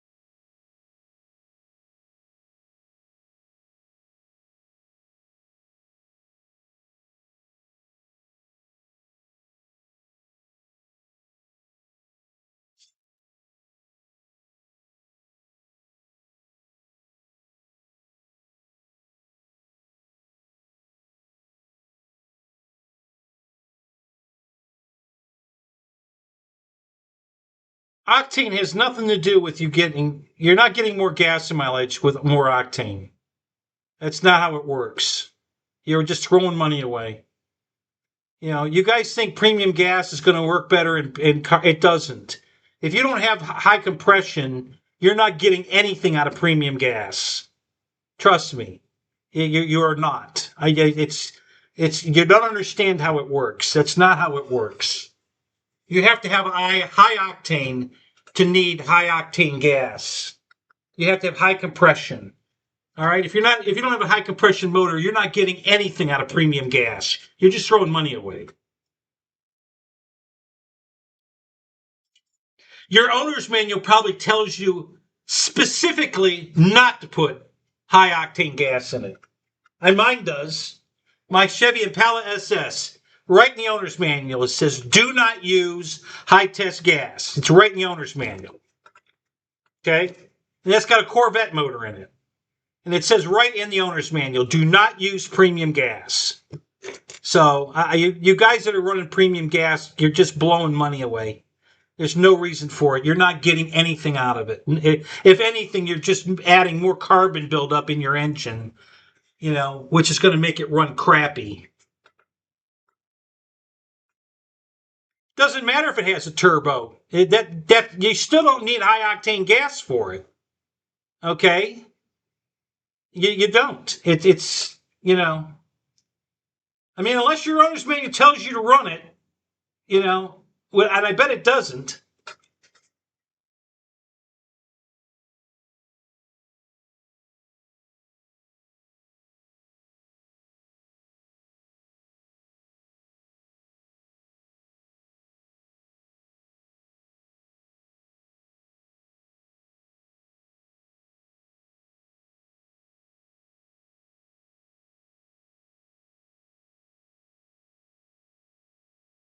That's that's almost true, Philip. I don't know if it's quite a gallon, but yeah, you're right. The first the first so much gas out of the handle is yeah, whatever the last guy bought.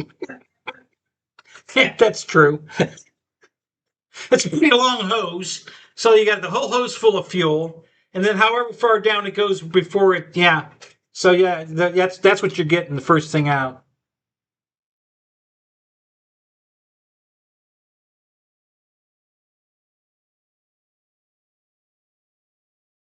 Yeah, 13 to 1. That yeah, you can run high tests in a 13 to 1. Yep. Okay.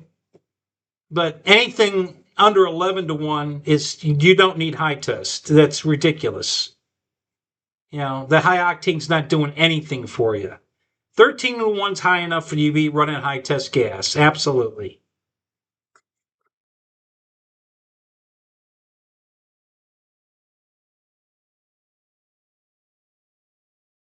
Yeah, all the cars, every car, even back in my 96, the ECU's adjusting for the octane, the best it can. But yeah, that they've been doing that. My 95 Impala, the ECU's reading the O2 sensors and it's adjusting the fuel, you know, to make the O2s read the best that they can do. It's adjusting for that. But like I said, if you don't have a high octane or a high compression engine, you don't need high octane gas. It's you're just throwing money away.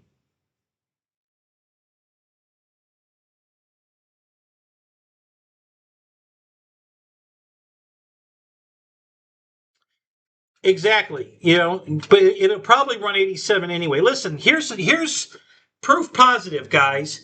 I thought my 86 Monte Carlo SS, which does not have a computer that's adjusting, not like today's computers, okay? And I thought I needed to run high test gas in it because it's an SS and it had the high output motor in it. Ooh, right? So when I went to buy the Pontiac that I have, the 86 Pontiac, I had high test gas in it and I couldn't even make it to Jacksonville. We had to stop and get gas before I got to Jacksonville to look at the car. And I was pissed because I can't afford this. So I put 87 in it, made it all the way to Jacksonville and back home and had gas left over. Okay? And the car ran perfect. It actually felt peppier with the 87 in it. So that's when I learned, so then I went home and read my owner's manual on my Impala and I'm like, well, fuck, I'm not supposed to be running this anyway. So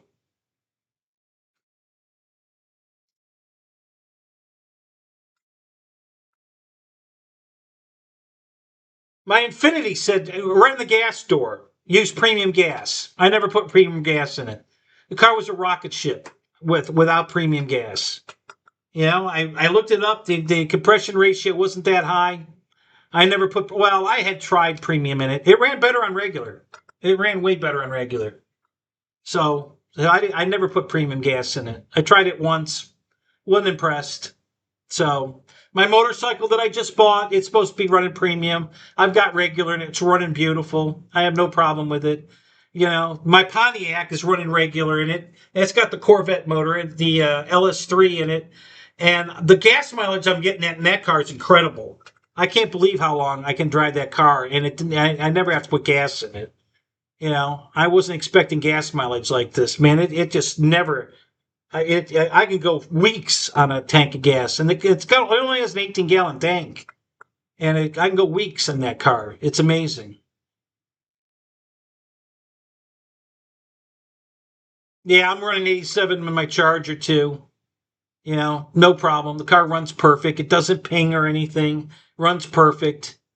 So I'm not even running 87 or 89 in that. I'm running 87. So you know, you have to really look at what you're running. It's like I said, 13 to 1 compression. Okay, that premium will work in that engine. You'll get something out of that. But 10 to 1, 9 to 1, 10 to 11 to no, you ain't getting anything out of that. That's you're just throwing gas. You're throwing money away. The car's not doing anything with that extra gas. It can't. It can't use it. It has no, it doesn't need it. 13-1, yeah, that could use it.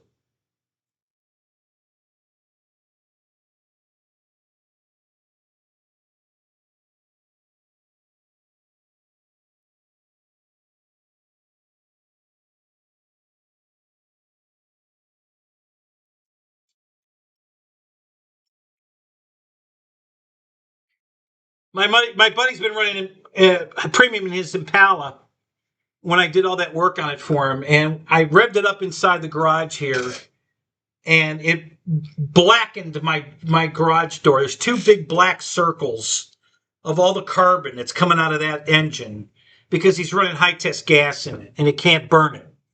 So it's just carbon, carbon, carbon. It's just loading the motor up, the exhaust system up. It blew it all over my garage door.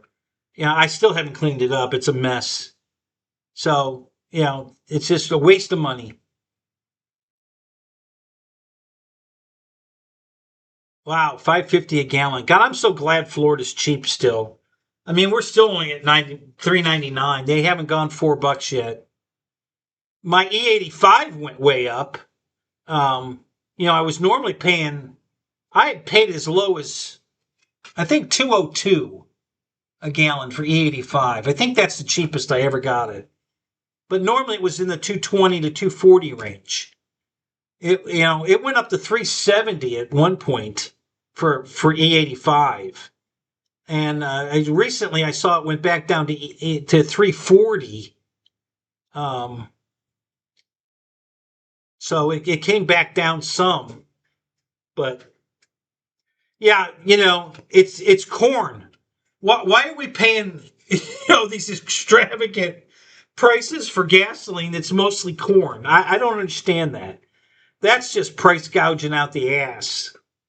I mean, that really is. They're fucking us over big time on that one because, that's the whole purpose of running E85 is so we don't have to use dyno oil.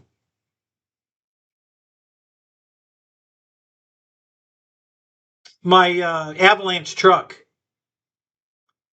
my Chevy Avalanche is an E85 vehicle, and I bought it on purpose, because not so much that I wanted to run the E85, but it runs so much better on it, and it's so much cheaper.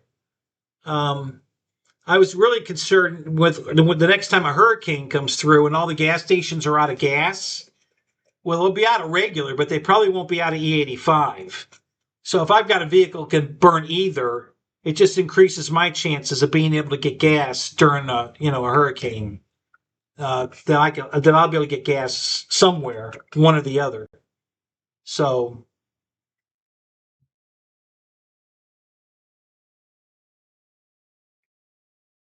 I was going to convert my Charger over to E85, but they want almost $1,000 for a conversion kit to run E85 in the Dodge. I'll never save enough money in gas to pay for that kit. Not in 15 years. So I'm not doing it. Now the Pontiac, I think I can do it for like $98. So I might put the E85 kit on the Pontiac. We'll see. I haven't had the car long enough to worry about that, but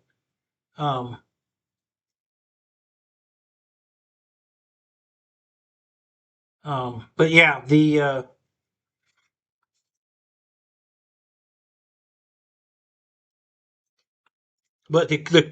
truck pulls my trailer so much easier when I'm running E85. The lock, it won't stay. Here's how I know. At 55 miles an hour, it won't stay in lockup. The converter won't stay locked at anything over 55 miles an hour. With E85, I can go 60 and it stays locked. No problem. So I can go 5 miles an hour faster, which is a lot more drag on the trailer. And the truck is making so much torque with the E85 that it goes into lockup and stays there, even at 60. And I can't get anywhere close to 60 when I'm running regular gas in it. 55, 54 is about as fast as I can go and it'll stay locked. So, and the E85 is a lot cheaper. So makes more power and it's a lot cheaper.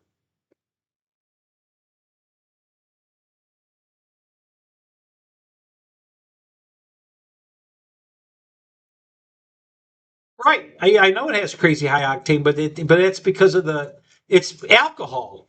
It's not it's mostly alcohol. It's not gasoline. So I'm sure I'm not getting as good a gas mileage with it.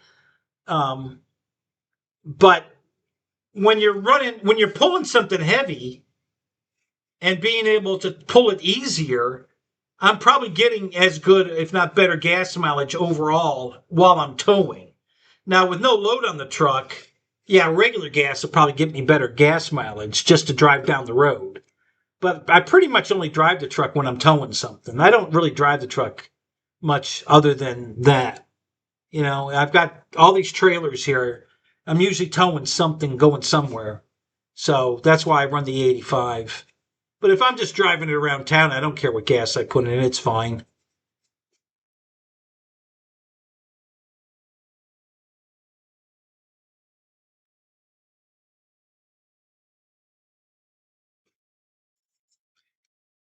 Are we talking about Lewis Hamilton? Is he still racing? I thought he retired.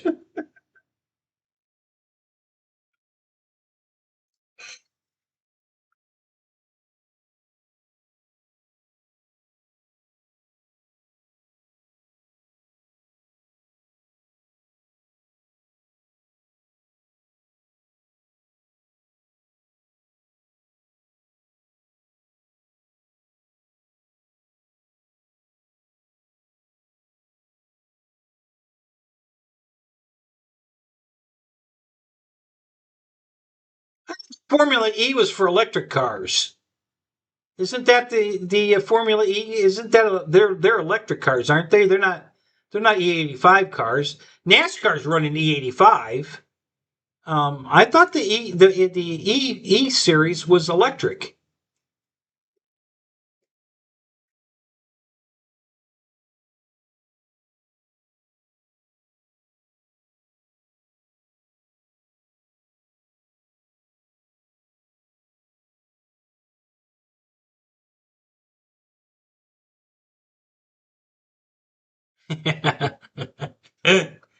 F1 is crazy. I love the cars, but God, the rules and stuff are just all over the place. God, they can't make up their mind what they want to do. You know, as soon as somebody figures something out, they outlaw it. I was just watching a a YouTube video about how they were using an electric motor to generate more power when the car was under no load. I don't know. It was really complicated, but genius, and then it got outlawed. Like, so it's like, okay, whatever.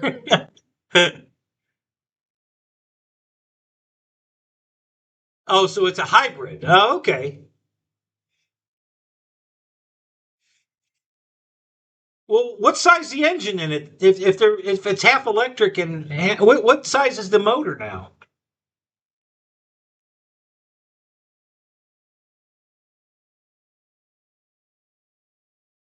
I really hate Hamilton. I can't explain it.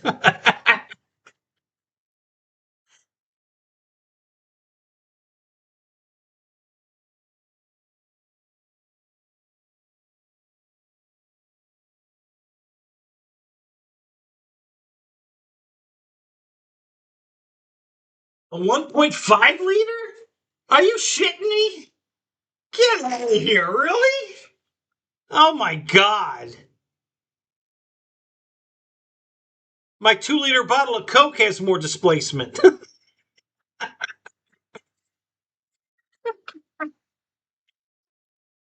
Oh my god, that's hilarious. Well, of course it's turbo. Yeah, I get that.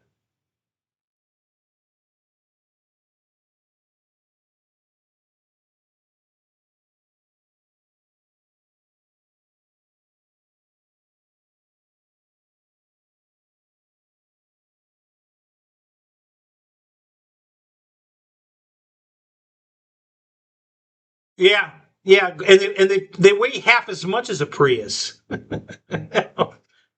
So listen, I'm not.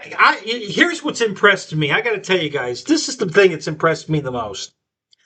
My ex-wife's car is a turbocharged um, 4-cylinder, 2 liter, I think, um, and it's got about. I think we're coming up on 90,000 miles on it. I haven't had to do anything to that car. The motor runs perfect. There hasn't been any kind of boost you know issues or nothing. I mean, the car, how they came up with a turbo that you can put in a daily driver and it just works and it never and never fails. I mean, so far, knock on wood, you know, it just amazes me. And the power it makes. That car is a rocket ship. I mean, it is damn quick. It really is. It's crazy how fast that car is. For a 4-cylinder, it just, it really is quick. I think it's definitely quicker than my Daytona. I don't think it's quicker than the Pontiac, but it's damn close. I think there are probably my Impala, because of the mods I've made to it, is quicker than all of them. Because of the 342 gear, I lightened it up by about 600 pounds. Um, and that's without the nitrous. With the nitrous, it's faster than everything. But without the nitrous, it's still quicker than these cars. I don't know. I think the only car I felt might have been as quick as my Impala is the Super B with the 6.1 Hemi. That might be as quick as the Impala or quicker. It's a toss up because that car's an animal. That thing hauls ass. So yeah, it's definitely quicker than the Pontiac. Um, the 6.1 Hemi. So yeah, I'm really looking forward to getting the tranny fixed in that so I can drive that car because it's pretty damn impressive.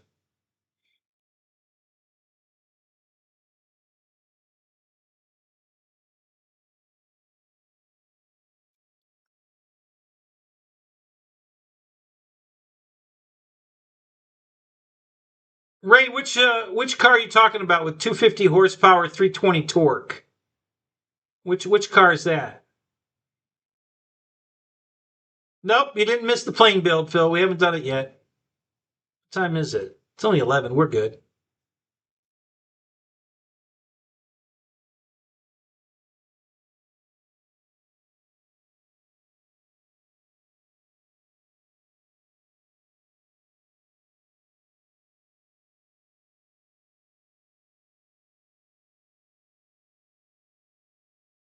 What is that? What's your car? Or I thought you had a truck. What are you driving?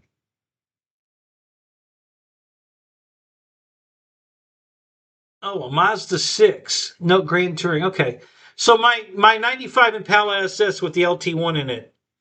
Factory numbers, and they're way underrated. But factory numbers were 260 horsepower, 330 foot-pounds of torque. Okay? And I guarantee you those numbers are way underrated. That car is a beast off the line. I mean, a fucking beast.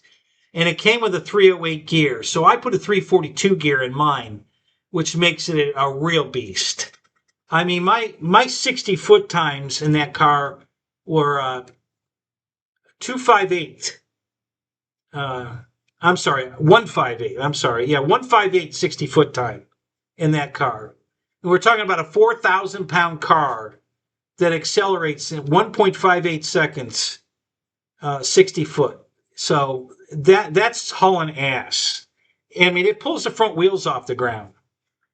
Well, it pulls one front wheel, but and it's only off the ground about that much, but it's off the ground. Okay, it did pull the front wheel off the ground on the launch.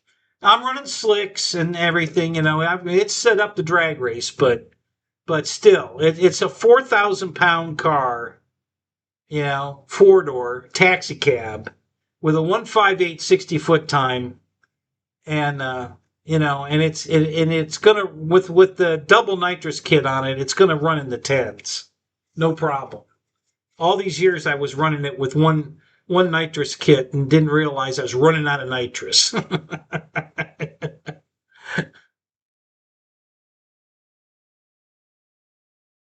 Yeah, you're right. I do have five Stellas. I have four Impalas, but you're right. I have five Stellas. Yeah, I got a lot of cars. And then I don't know what to call the Pontiac other than it's an LS3. Um, I think I think the numbers from the factory on that one are 415 horse. I don't know what the torque number is, but I think it's a 415 horse um, on that motor. That's out of a C6 Corvette. So it's quick. The car's definitely quick, but it's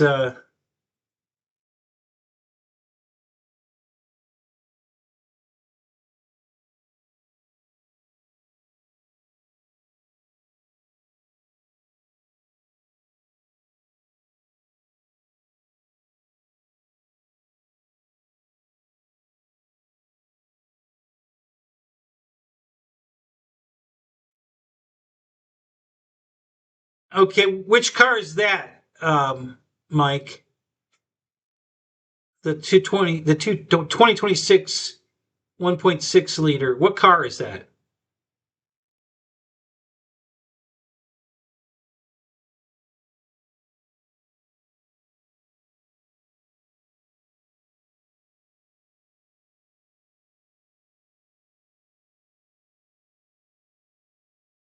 One Mustang works for you? I don't know. It's a Mustang, Phil. You probably should have a backup car.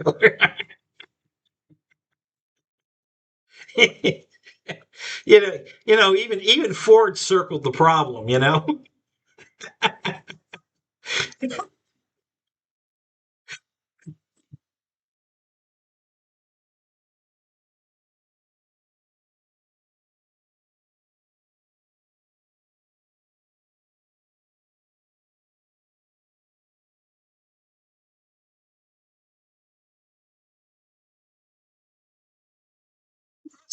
How you doing, man? Good to see you. Welcome, welcome, welcome.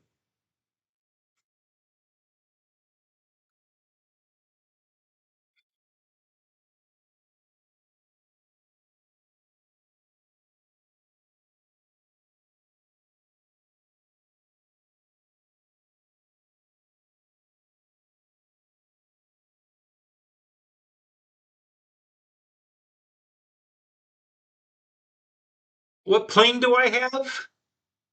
Uh, out of all of them, which one are we referring to? Oh, the Husky, Husky, Husky.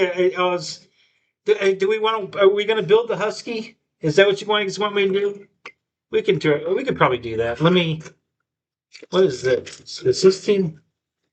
Let me go. Hang on a minute. Let me go look and see if I can find the instructions because I really need to know what screw bag I need. I got them mixed up and I don't know what screws, so I got to find the instructions. So let me go take a look. I'll be right back.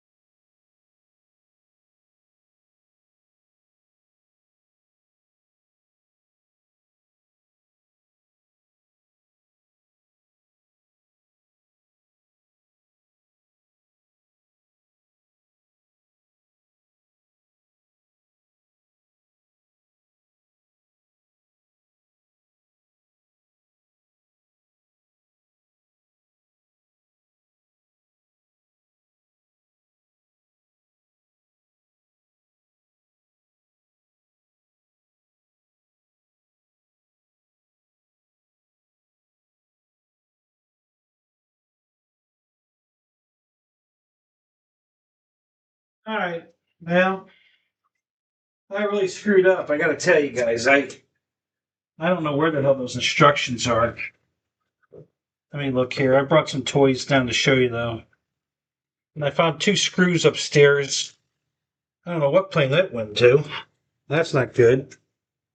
Um, I think there's instructions in this drawer. Let me look.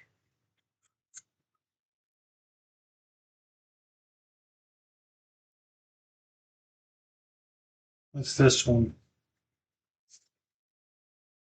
That's the F-16. That's not it. What's this? This is something. What's this one? No, that's a kid. That's the cabinets behind me. More cabinets. No cabinet. Fireplace. Shit. Oh, wait a minute. There we go. There's. I just found some. All right, hang on a minute. Uh,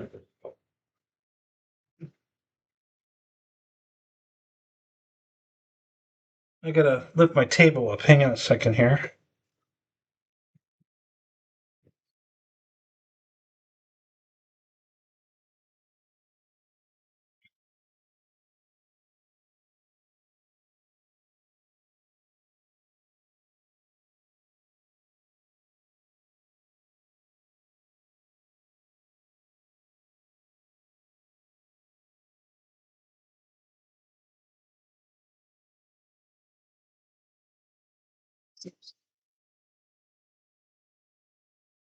Oh, that's the Bronco.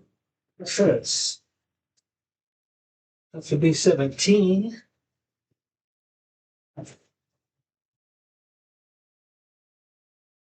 Yeah, guys, I'm never going to do this again.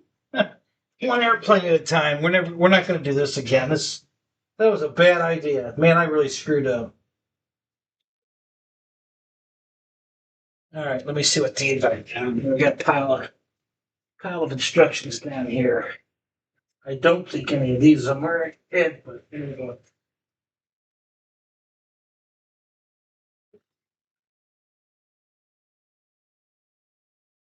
F-86. Nope. Corsair. Nope. 262. Nope. Air tractor. Nope. Uh, that's the instructions for the tank. These are instructions for the tank. Here's the Arrows T-33. And here's the Horizon Twin Otter. Yeah, none of these are it. Shit. Where the hell did I put those frickin' instructions?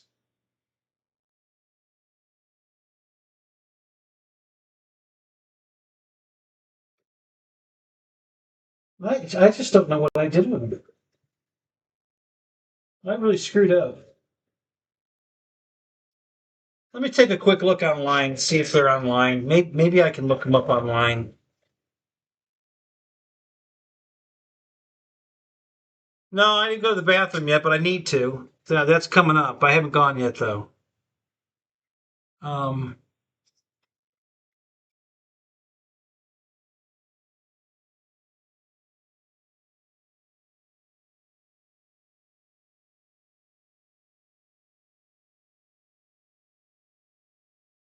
so, Philip, is your kid out of school for the summer? Because the school across the street from me is still in session. I'm wondering when they're going out. Under boxing, yeah, probably, Phil. Yeah, I don't know. I really, I'm at a loss here. I really don't know what the hell happened. I screwed up, that's for sure. I definitely screwed up.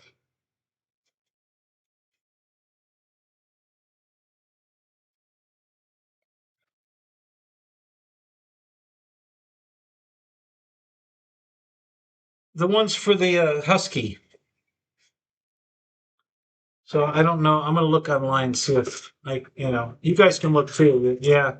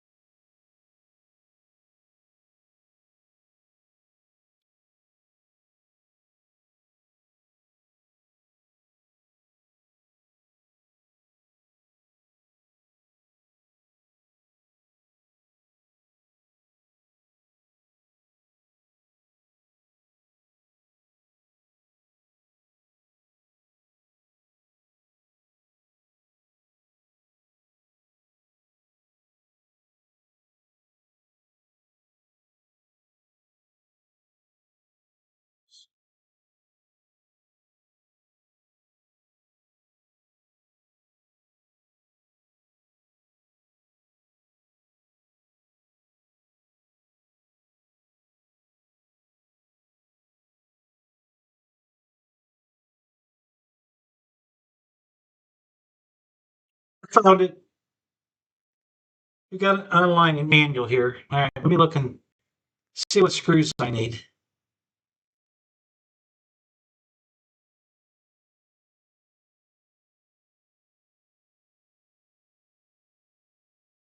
Oh, where's the landing gear?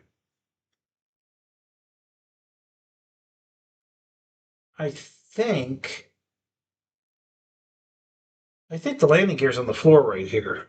I think I know where that is. Okay, so let's go down here. All right, let me go back up here to the hardware and see what I think it has a key here.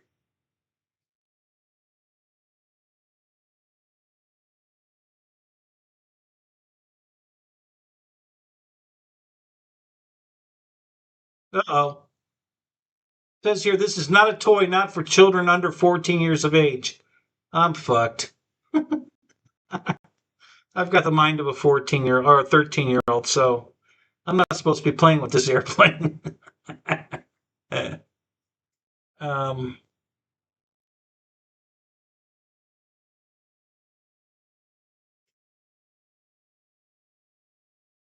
Let me see if there's a key here for what, like a packing list.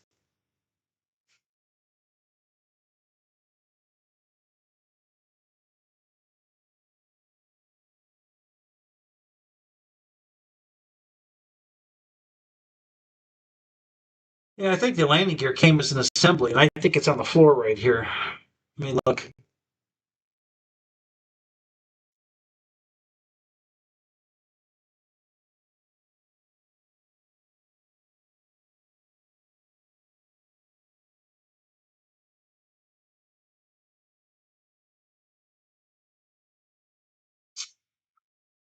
Hmm.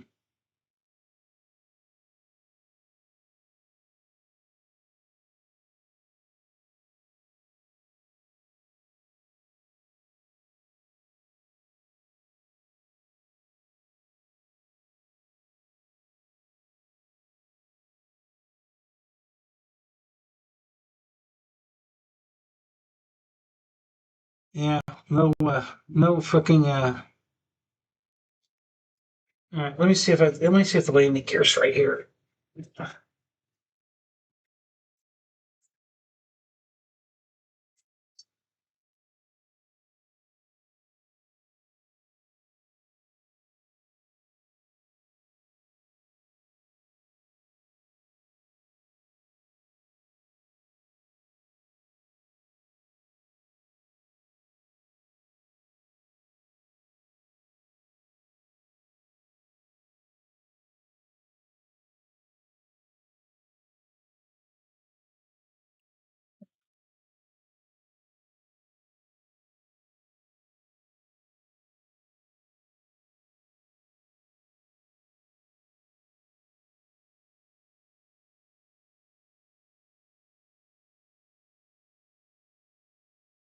There.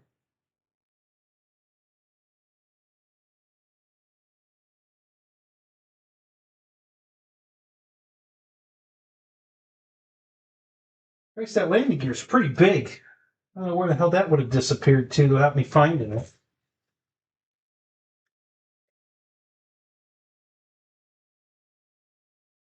What I got over here?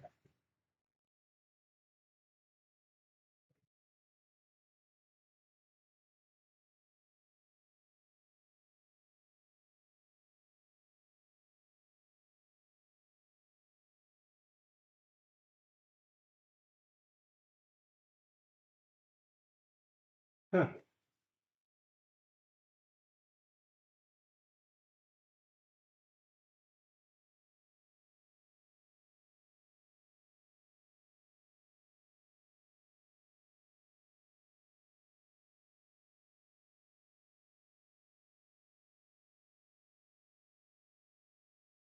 Up there.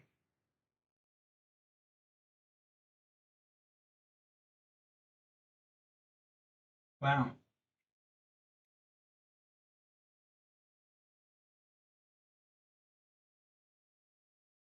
I'm gonna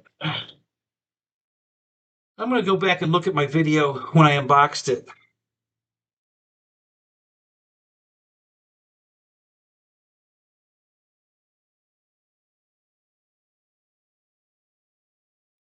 Well, of course, I have a lot of extra screws. I just found two more here, but that doesn't necessarily make it okay to use. Putting the plane together with the wrong screws, and it comes apart in midair. Then what do I do? I mean, let's just wing it. Yeah, no, guys, I'm not going to wing it. Let me.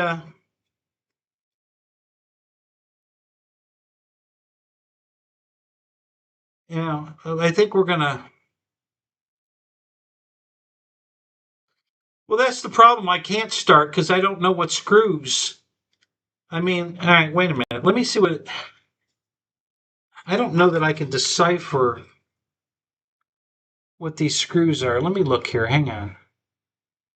So I definitely can't put the landing gear on it. What screws do they want to put the wing on? Let me look at that.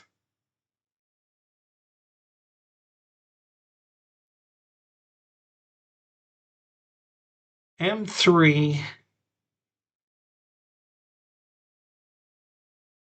by 16 millimeter.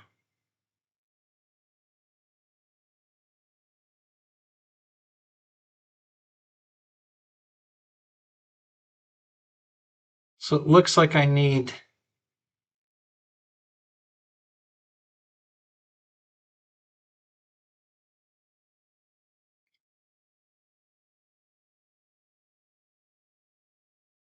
Ah, damn it. I wish these instructions had the damn breakdown of all the parts so I knew what I was looking at.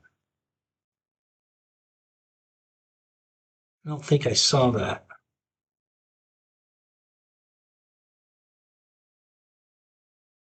That would be very helpful if I had that.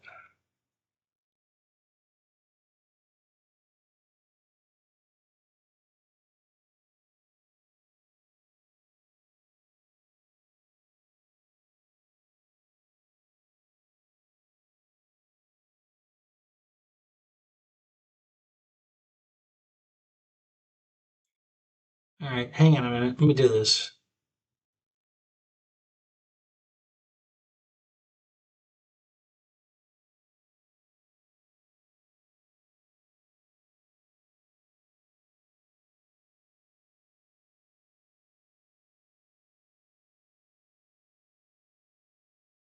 Life insurance is a way to protect the people and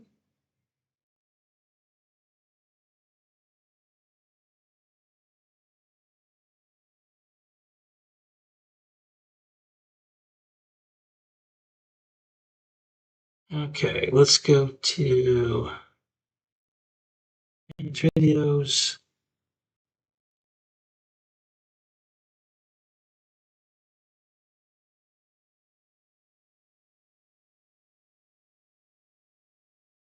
Um, where's my search button?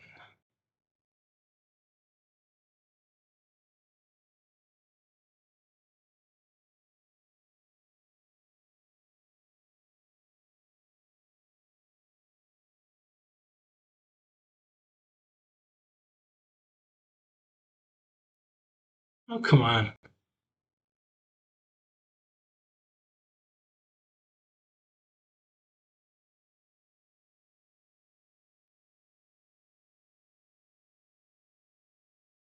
Well, you used to be able to search them. What the hell do they do now? Oh, here. There we go.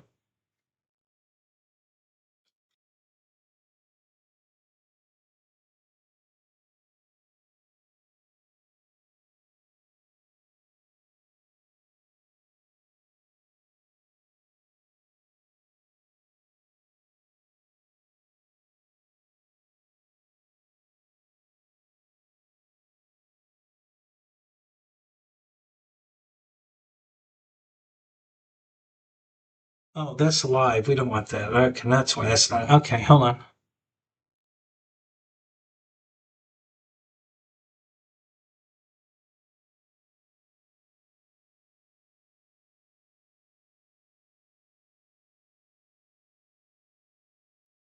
Oh, well, we actually.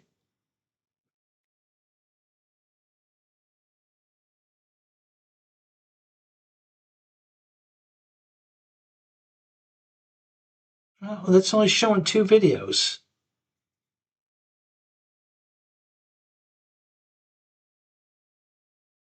It's been way longer than this when I did the unboxing. This ain't it.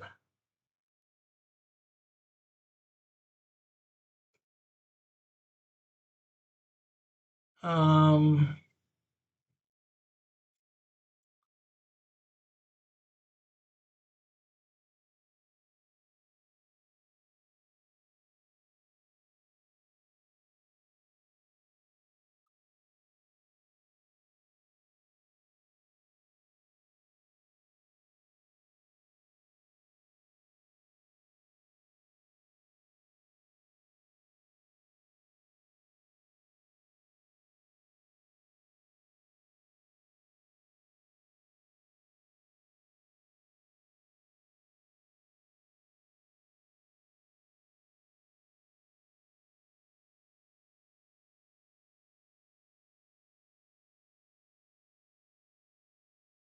okay, hang on.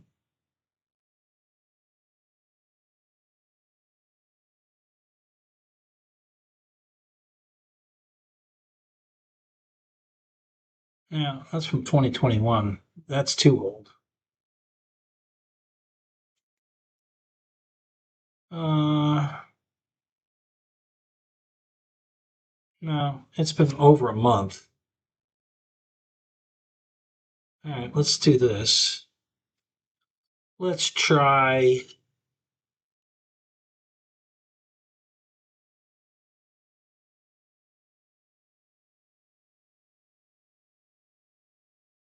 Okay, we got live. Let's search here.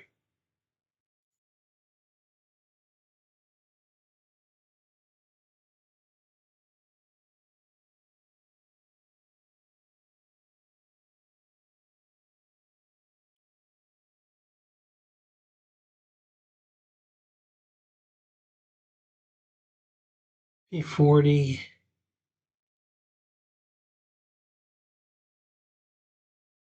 This might be it. Let's see what we got here.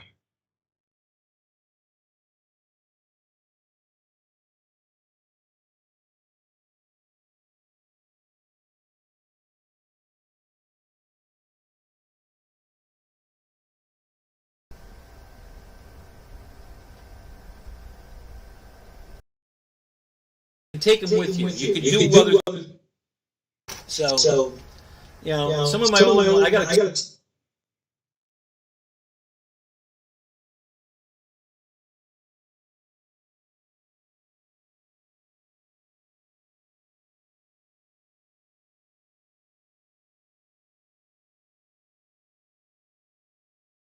All right, let's go back.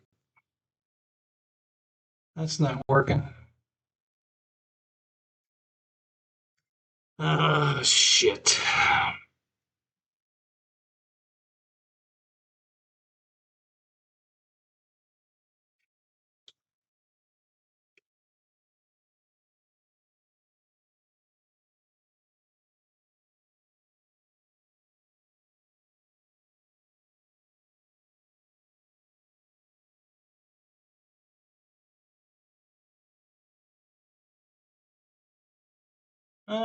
Maybe.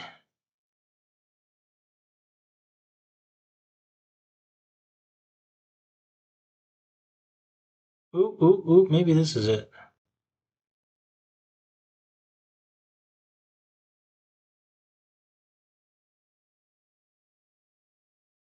This could be it. Let me see what we got here.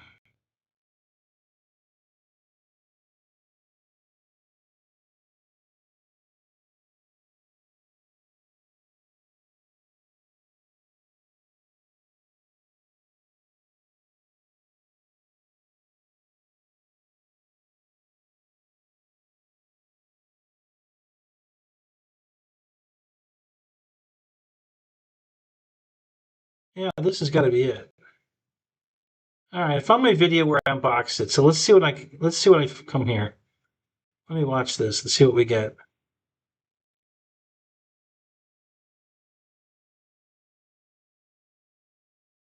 Might not be able to find the landing gear tonight, but at least if I can see what the hardware looks like, I'll be in good shape.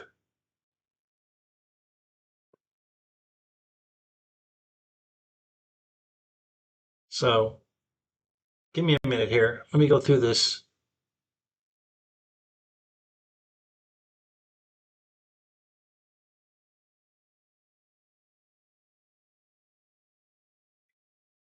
Oh, God.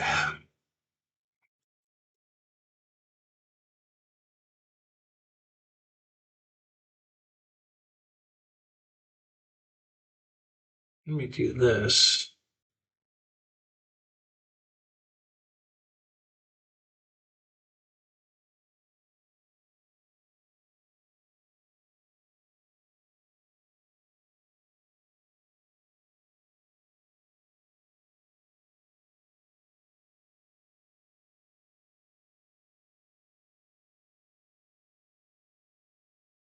Let me superimpose this over that. There we go. Okay, now I can read the chat and watch the old video at the same time.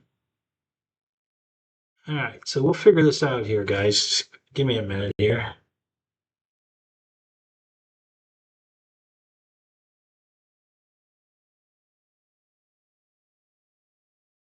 Yeah, yeah, Michael, I was just upstairs.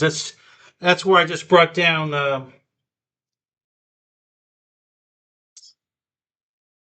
I brought down these. So I was telling you about the Challenger. Um,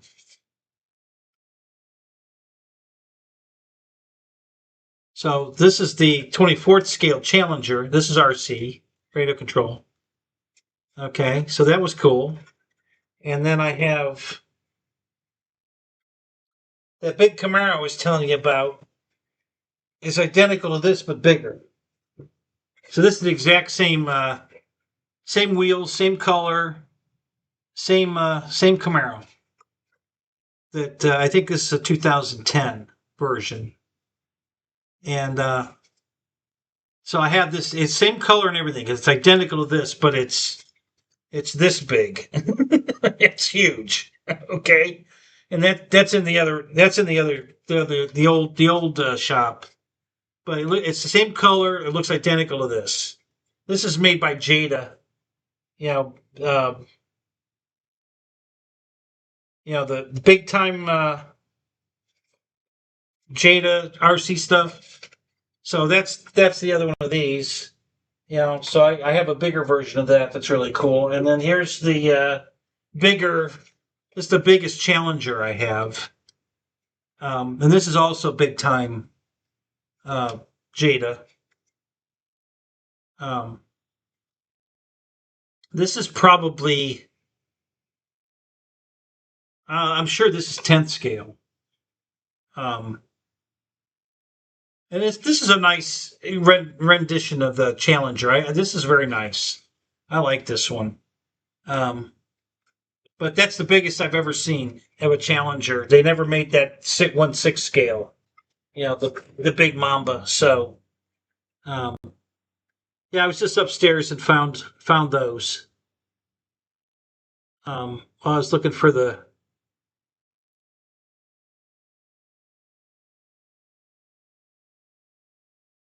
So I'm looking for the. Let me just kind of scroll through this quick. I'm afraid I'm going to go too fast scrolling and go past where I grabbed the bag of hardware.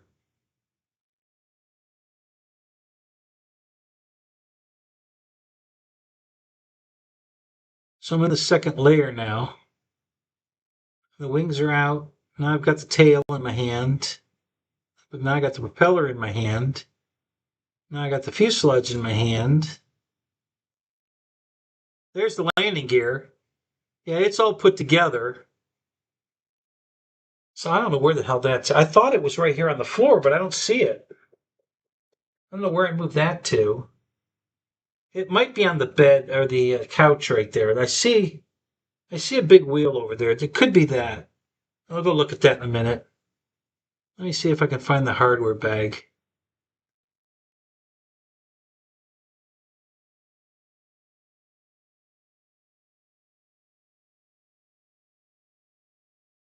Okay, I think I put it all back together, so I missed it. Let me go back, find the hardware.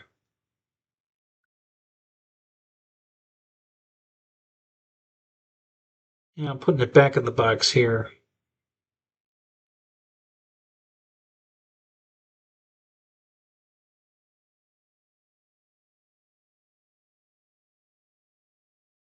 All right, so I just got done putting the second wing. So this is where I'm going to find the hardware. Let me look.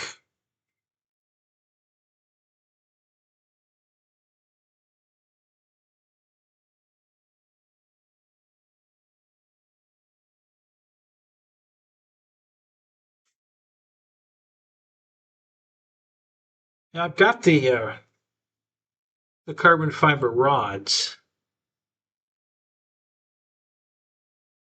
for the wing.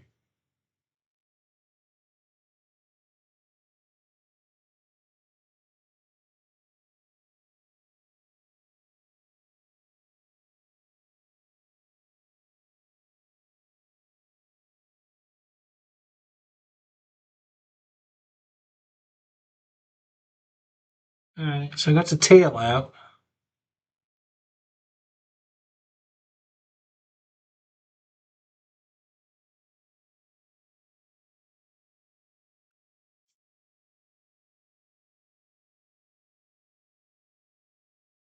Yeah, it's interesting. I'm watching it. I'm showing the camera before it's cleared, and now I'm showing it cleared, and man, it's just so much prettier cleared. Yeah, the shiny clear coat's not gonna work on every airplane. I don't think I would shiny clear coat a B-17, for instance. Some things are just meant to be olive, a drab or satin or flat finish. But the Husky looks good, shiny. Okay, who popped in here when I'm looking?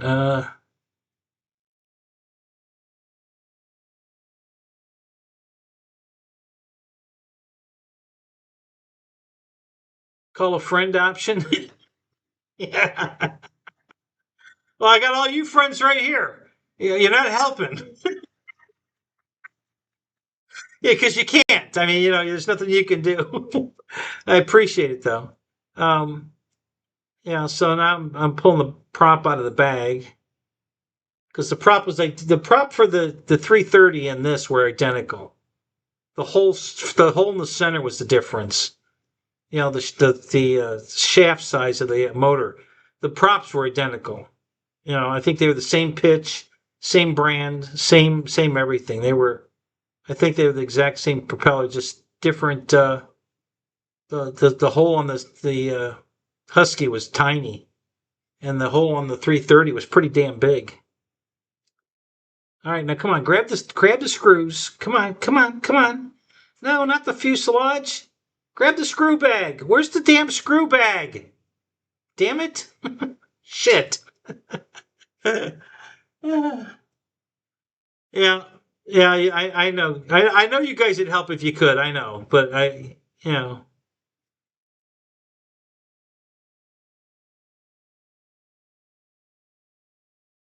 Where's the Dynam P47CG, please? I'm sure you can look that up online, Juno, just like I looked up the instructions for the Husky. I've got the instructions now.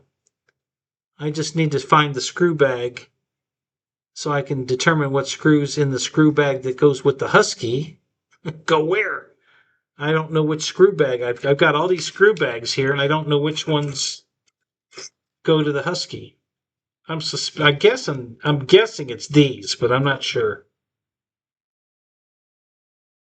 So hopefully I'm going to see them here in a minute. I'm hoping I'm going to take the screw bag out of the box. And right now I'm showing the fuselage. And I'm really hoping that the next thing I show here are the screws.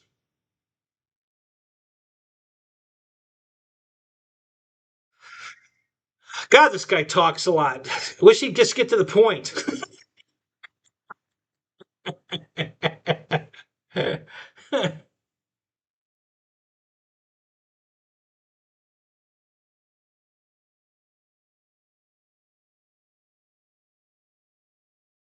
The box is upstairs. I just came from the box. Everything's out of the box.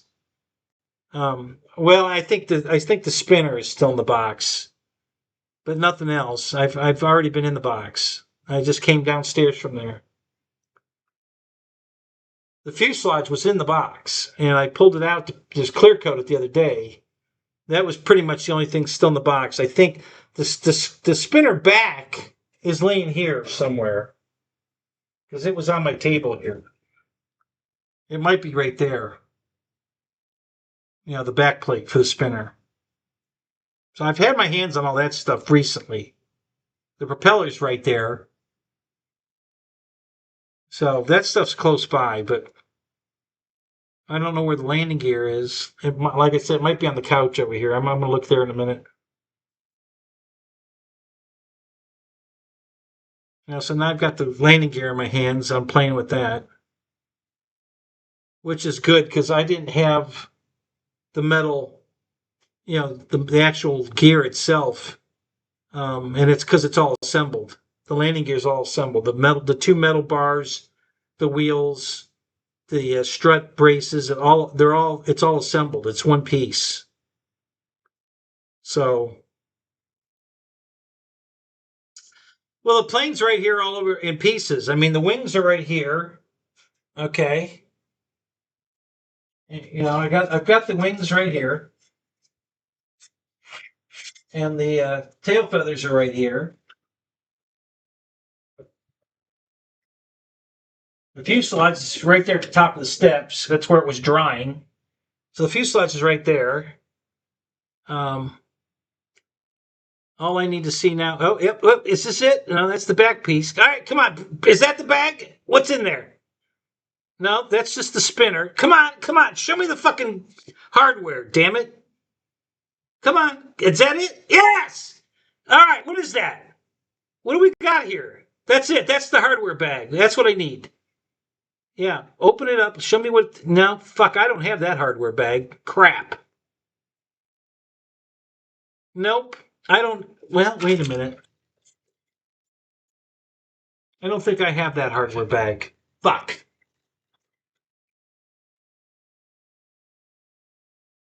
I think I did see it, though, recently. So that's the bag that's got the wires in it. There was a hardware bag that had a Y connector in it and a plastic piece that's part of the landing gear. All right, so that's what I'm looking for. See, I knew this would be helpful. Now I just have to find it. But at least now I know what I'm looking for. So until now, I didn't know what I was looking for. Now I know what I'm looking for. So let's see if we can find it. All right, hang on. Let's move some cards out of the way. Come over here. Get these instructions and move them.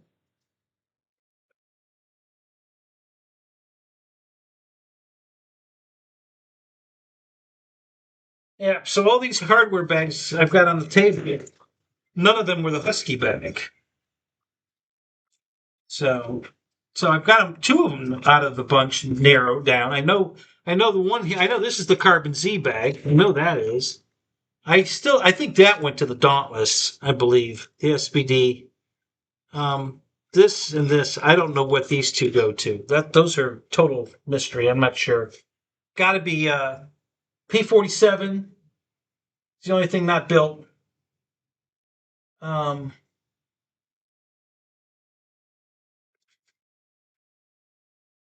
yeah. What other plane's not built? What are these other bags? Unless all these bags go in the Dauntless bag, because the P-47 is the only plane I got here that's not built.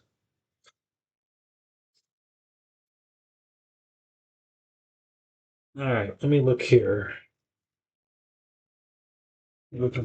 Check on the floor. I think a bag fell on the floor. No, I don't see it there. Oh, well, is that? Nope, that's just a servo.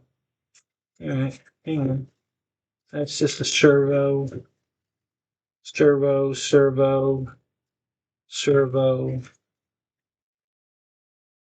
Okay. Uh-oh. Oh. Oh. I don't know why. I don't know why it notified me that, but whatever. Okay. What's over here?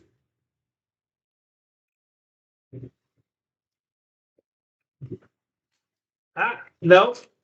That's the water rudder. So that's part of the PBY.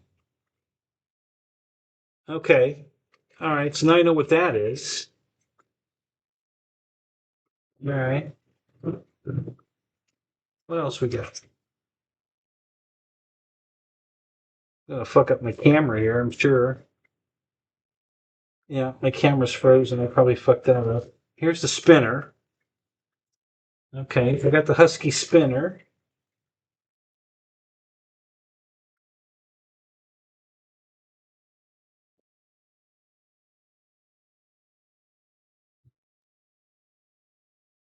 Okay, I don't see nothing there. Let's put that over here. Okay, all right. Let's look over here.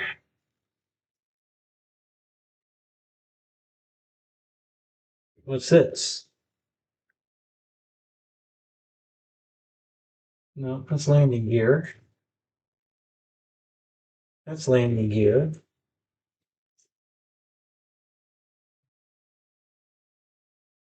Okay, no, not there.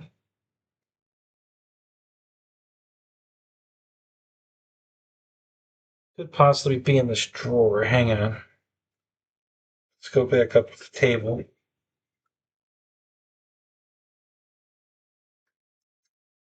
Let me do something here real quick.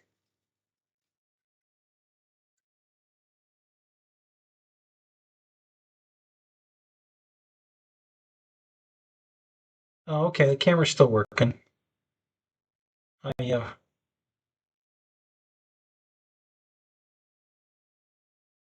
Oh, yeah, that's the video I paused. Okay. Yeah, the camera moved a little bit, but it's still there. Okay. We'll fix that in a minute. Not worry about that right this moment. All right, let me get the table up so I can look in this drawer.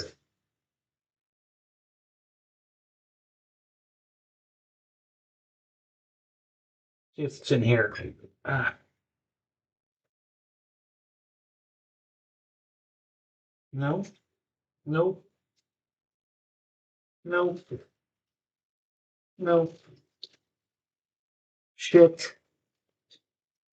No. Oh, damn. I wonder where that bag of hardware went.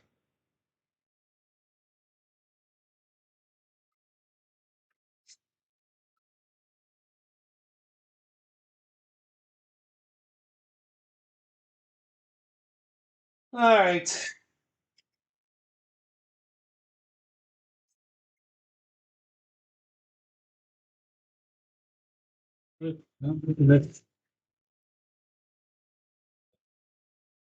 I don't think it's going to be in here.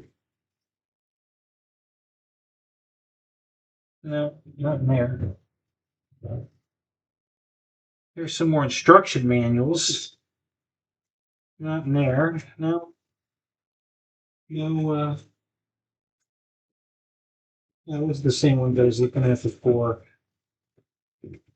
Nothing there. That's going to have nothing but it's just filament in there.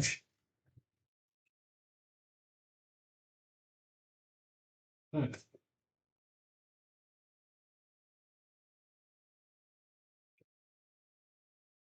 All right, guys, we're screwed for tonight. I can't find the bag, and I don't want to spend all night looking for it. I'll have to find it for next week, or maybe I'll just do a build video, and you can watch it at your leisure. But I'm not going to spend all night looking for it. But at least I know I don't have it, but I know what I'm looking for. So that's good. Oh, wait a minute. Let me just see if that's the landing gear over here.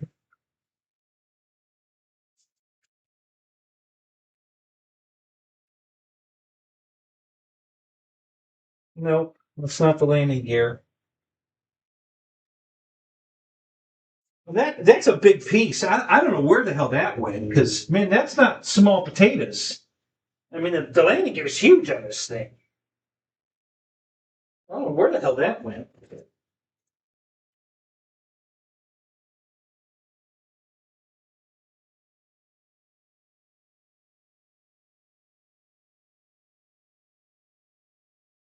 Yeah, no landing gear here.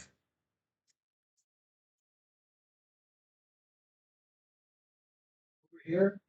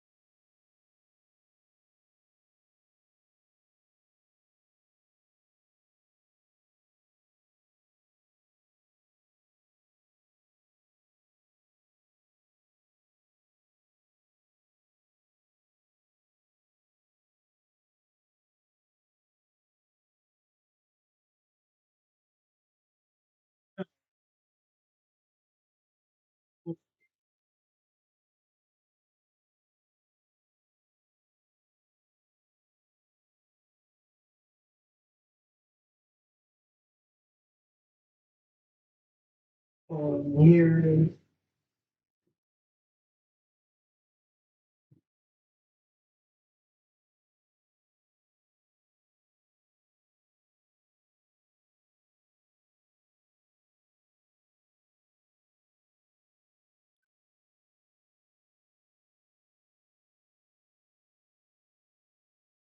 All right. So let me kind of fill you in on everything that's been going on, so you can get so you'll better understand why I'm such a mess. Okay, because I am a mess, but there's more to it than you know. And I'm not gonna tell you this in order of it occurring, because I could never make sense of that anyway. But all the things that have been going on in my life right now, why I'm such a mess. and why everything's such a mess. Okay, so you already know I was working on the Pontiac radio, took that all apart. So that's in pieces all over the place here, and I'm probably going to lose pieces. I'm trying not to, but...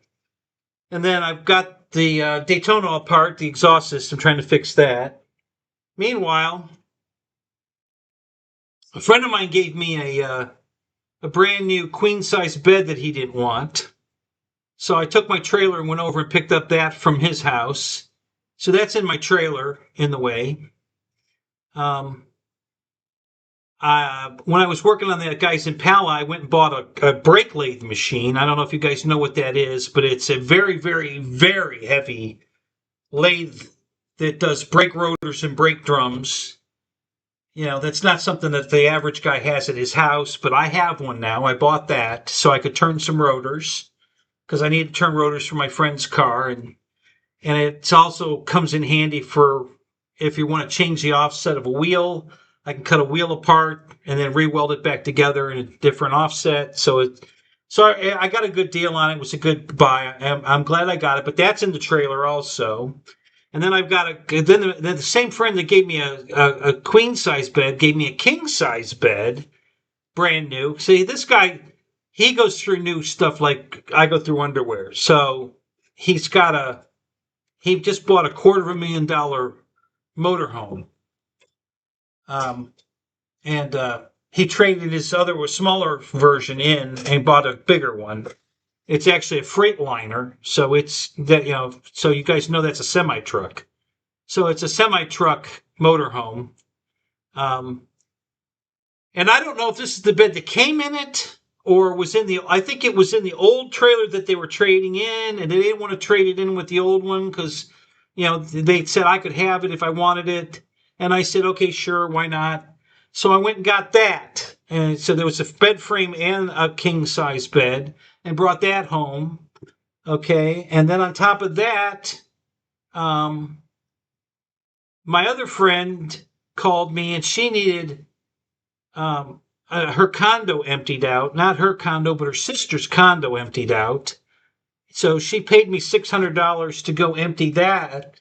So I had to move stuff around in the trailers to empty out the new toy hauler trailer. And that right now is packed to the brim. I can't even get in it, literally. And if I open the back door, you know, the ramp, a bunch of stuff's going to come falling out because we had a balancing act to hold it in place so I could close the door.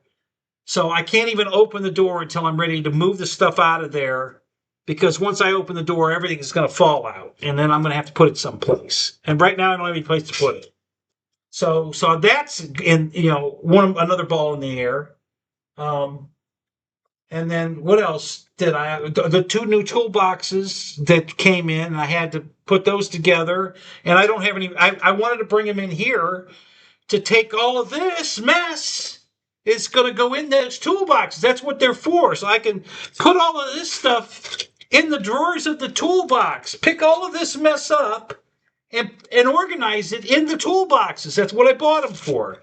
But I can't get the toolboxes in here because the car's in the way. I can't get past the car to get the two new toolboxes in here. So I got to get the car off the lift so that I can move this car that's in my way. You know, I got to move the lift over, and then I can move the car around, and then I'll be able to get the toolboxes by to get in here to clean this mess up. And plus, what else is going on? Hang on, there's a hell of a lot more going on, but you don't know about that either. Oh, well, I was fixing Deb's car. I had to put brakes on her car before I did the Daytona.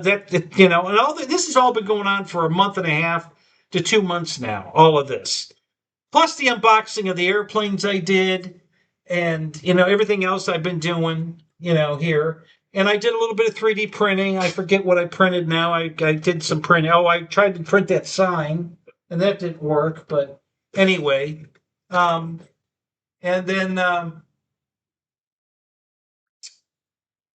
have two friends' cars outside that I'm supposed to be working on, and I haven't done those yet because it's been too cold. But finally, it's warm enough now I can work on those cars. So I was out today charging all these cars' batteries so I could get them moved where I could get them up by the garage so I could charge them the rest of the way. So that's what the jump box was for. And then let's see what else is going on that yeah. Okay. So then part of moving everything around, I had to get the king size bed I put upstairs in the loft, the living room so the king size bed's up there. The queen size bed is still in the trailer, in the airplane trailer, on top of the air mattress. It's too big to fit in there, so it's hanging off the end.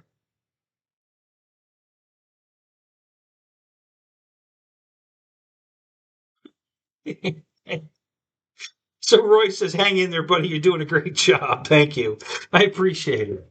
So, and then of course I unboxed like 4 airplanes that one night, right? All at the same time. And that's why this is a mess, because I screwed that up. I won't do that again. And I built the fireplace. That was another thing. And the TV stand. I built both of those because I wanted to get the boxes out of here. And I thought I could use the heater in the fireplace during the winter months when it was cold out here. And I did a little bit, but it didn't. I don't know yet. I don't know enough about. It's beautiful. The fireplace is beautiful, but I don't know if there's a temperature setting, but I don't know if there's a blower motor speed setting. The remote doesn't really show. I got a temperature and a timer. And then the color of the flame you can change, but I don't have a speed setting, so it doesn't blow very hard, the air coming out of it. So you got to be like sitting right in front of it before you're going to feel any heat. And in this open air garage, it's not really working. So that really didn't work out. But I built it anyway to try and use, and it didn't work.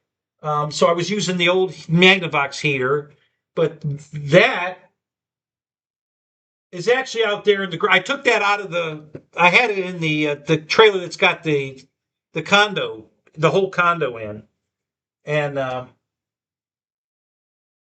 so it's on the floor out there. But I don't need the heater anymore because it's warming up. So I don't need the heat anymore, which is fine. That's good. I don't care. That's fine. But I'm not even telling you everything else that's going on because I'm not even sure what else is going on. I did the brakes on Deb's car, and then I repaired the door. The paint on the door needed, there was I don't know why. It's the weirdest thing, but like a kidney-shaped piece of clear coat, about that big. Not very big, just about that big. Just the clear coat came off the door. Why that shape? Nothing hit it. There's no dent. Why did that clear come off the door? I have no idea. So I did some finagling with some paint to fix that, and I think it came out pretty good, but I haven't finished that job yet. I did some clear coat. I did a little red tinting and some clear, so it's fixed as far as the paint's not going to come off the door, but I'm not sure it looks right yet. What I'm gonna do is clay the door now to get the overspray, the Weepy overspray off. And then if I need to wet sand and buff it, we'll do that. But I don't think I got the color exactly right. I think that it still shows. It depends on the angle. At one angle, it looks perfect. But another angle, you can still see the kidney shape. But she was worried that the car was going to rust or that the red paint was going to come off. Well, I buried it in clear. My protective clear coat that I've been using for years on airplanes. It's fixed. I mean, the paint's not going to come off. Now, whether or not it's going to look perfect or not, I don't know. And then I did the same thing to the back of the Pontiac bumper before the car show where I won the trophy at. There was no clear coat on the top of the bumper cover where the trunk lid come down. Okay, So the night before the event, well, maybe it was 2 nights before the event, I forget. I cleared that all in to make that look better, and that came out pretty good. Same thing. I still have to blend it into the old, but it looks good. I mean, it came out good. And her door looks good. I mean, when she first looked at it, she said, "I can't even see where it was." I say, "I know it's not. It's there though. You can." But she was happy with it, and so, like I said, I just have so many. I've got so many balls in the air right now, guys. And then she's moving out, and then I'm going to have to go get, because I have some stuff in her storage unit. Not much. The stuff I got out of Linda's house when she died is over there, and I have room in the trailer with the brake lathe. The brake lathe's still in the trailer because I don't know where in here I'm going to put it yet. But there's room in that trailer for the few things I brought home from Linda's. So when she gets her stuff out of there, which is supposed to happen next Tuesday, I believe. This coming Tuesday? Or the week after Tuesday? Hang on. It must be this coming Tuesday. No, she's doing it on the 7th, not the 4th. Yeah. So it's the week after next. The Tuesday after next Tuesday.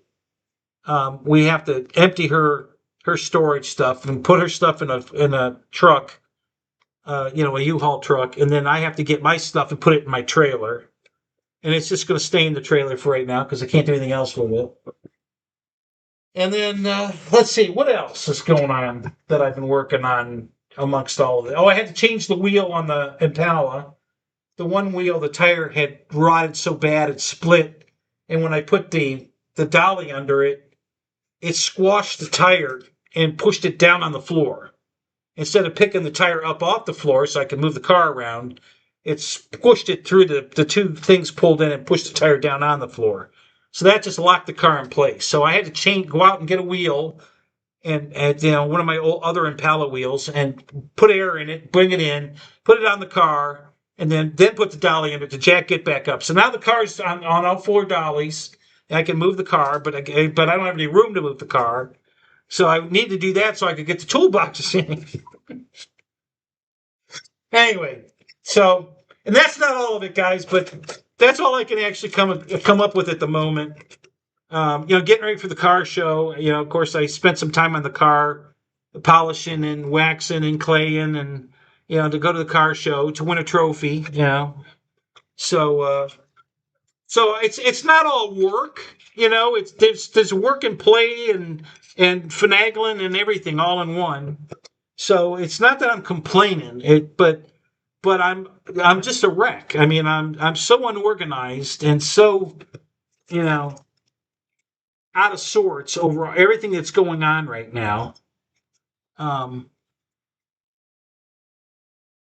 I bought security cameras like 3 months ago, and I still haven't had time to put them up. Okay, here's one of them right here. Okay, so it's got this is the solar panel here. Okay, and the camera rotates, all the way around 360. It pans and tilts, and there's 4 of these, and they're all autonomous. And the hub that they talk to is over there, and I haven't got these mounted or talking to the hub yet.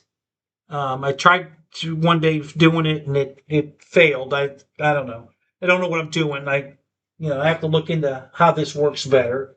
But yeah, I've had these for months. I haven't put them up yet. Just another thing that's in the way. Another box on the floor that's in the way. So,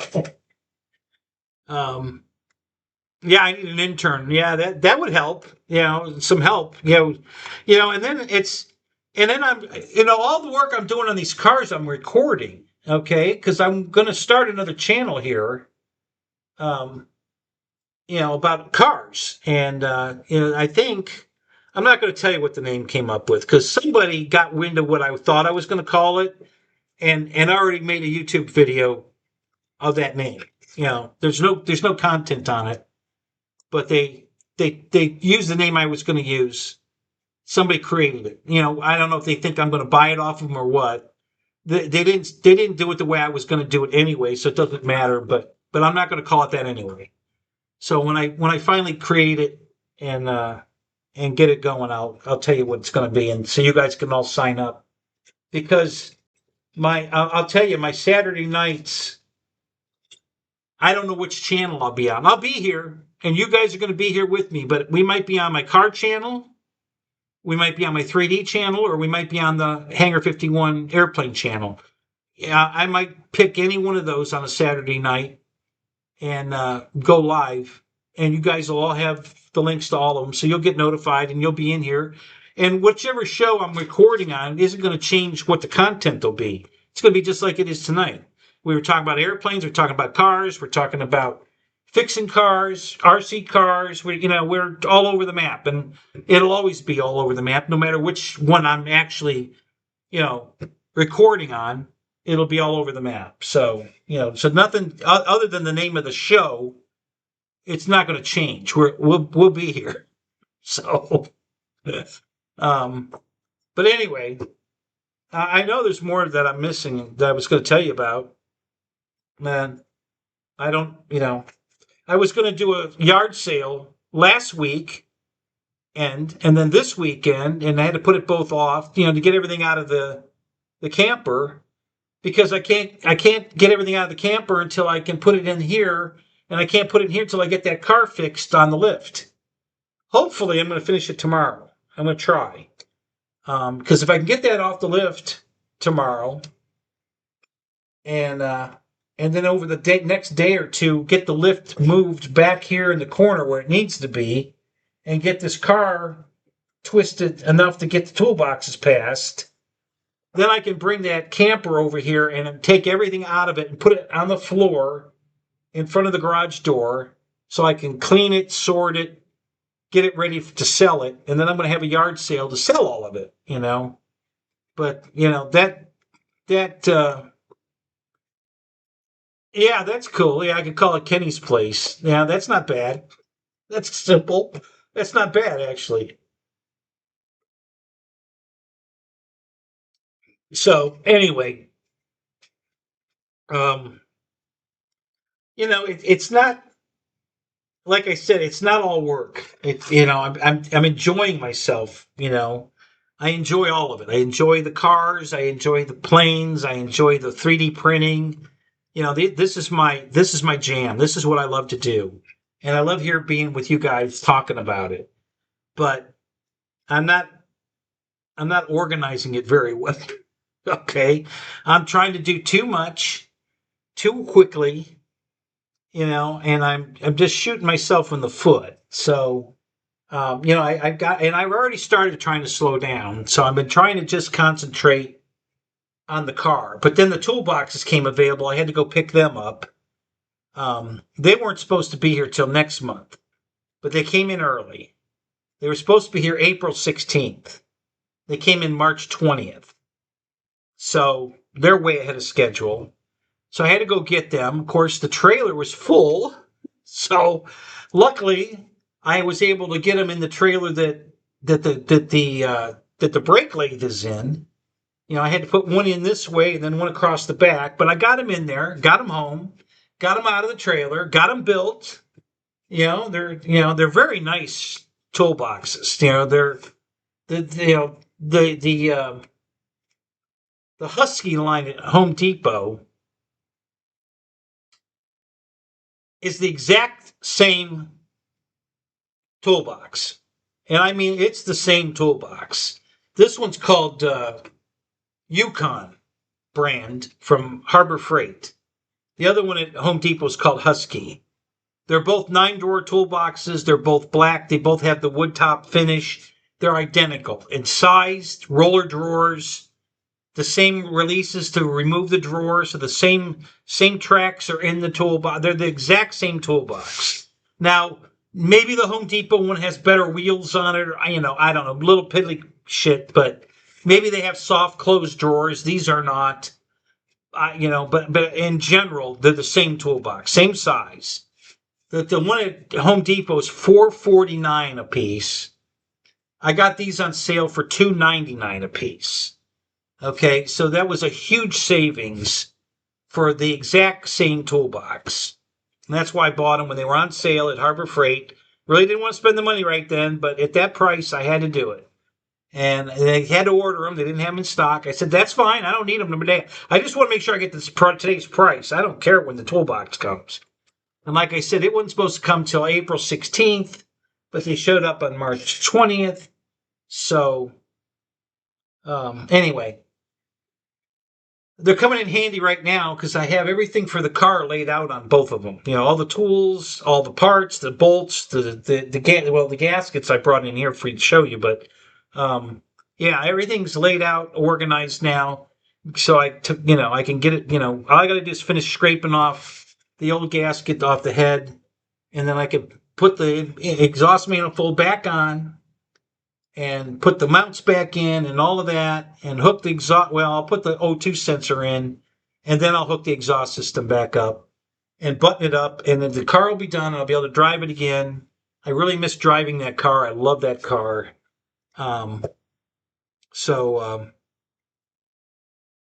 Yeah, free shipping when you buy 3. Absolutely, guys. Don't forget that. You got it.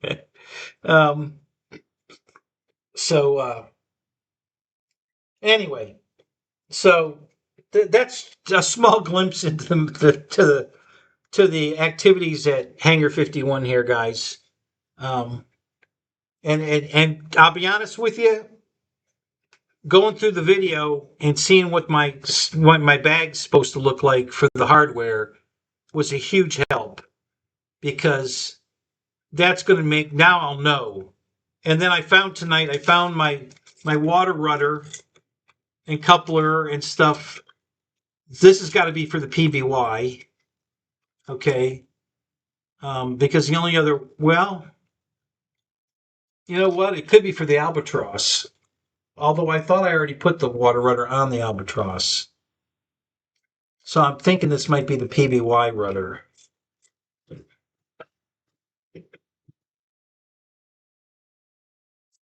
Yeah, okay, the Albatross rudder's on. So this has got to be the PBY rudder. So you guys remember I did the unboxing of the PBY. And, so there was that. And so that was missing, but I found that. So I'm starting to narrow down what these bags are for, I think. I guess for sure, if I don't find the Husky hardware by next weekend, I will definitely have the Carbon Z T28 decaled and clear coated on the fuselage. And here's the bag for that. So I can definitely build that next weekend. I'll make sure that happens. If I can't do the Husky, we'll at least do the Carbon Z. So I want to get that one finished. I haven't decided. Let me go look real quick. You guys too, do me a favor. Go out and do a search right now. Just do a Google search for T28 Navy trainer. I don't think you have to put yellow in, but you can if you want. It might narrow the search down. I'm looking for schemes now, not exactly scheme more, but numbers, because I don't want to put the 777 decals on it. These, I got them right here, because they're 775. They all have that on it. I don't want to put these on. I want a different number. I don't need the yellow background. I just need numbers. I can just put regular numbers on it. It doesn't have to be these one-piece decals with the yellow on them. I don't need that. And these go on the wing these go on the fuselage, the 2 little ones. The big one that goes on the wing, no, I don't know. I don't know what I'm going to do with that. I might put those on, but I'm not sure. But I'm kind of want to go look and see what's out there available other than, like, and which one looks cool, like 308 or I don't know. I'm just gonna, I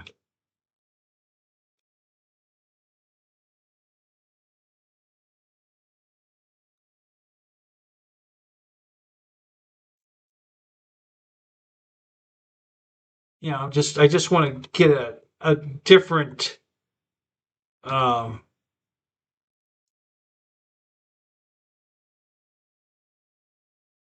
option. I guess the word I'm looking for is option. You know, so when you do a search, then go to images, okay? Because then you just get pictures of airplanes, real ones, model ones. There you get a wide variety of pictures. Okay. Now I just did it, and I see a black stripe on the back of the where the Navy is. It's a yellow T-28, the real one, not a model, and it's got a black stripe around the back of it, and that kind of looks cool. I could add that to the fuselage before I clear it, so that would be interesting. You know, this is the kind of stuff I'm trying to, see if I can. Here's one with the green stripe on it, and that was 285. But the stripes on the wing too, which I can still put I mean, I clear coated the wing, but that doesn't mean I can't add a green stripe and then clear it again. That's not a big deal. So that's an option. So yeah, that's what I've been holding off on. I just, I still have to put the lightning bolt decals. So they're right here too.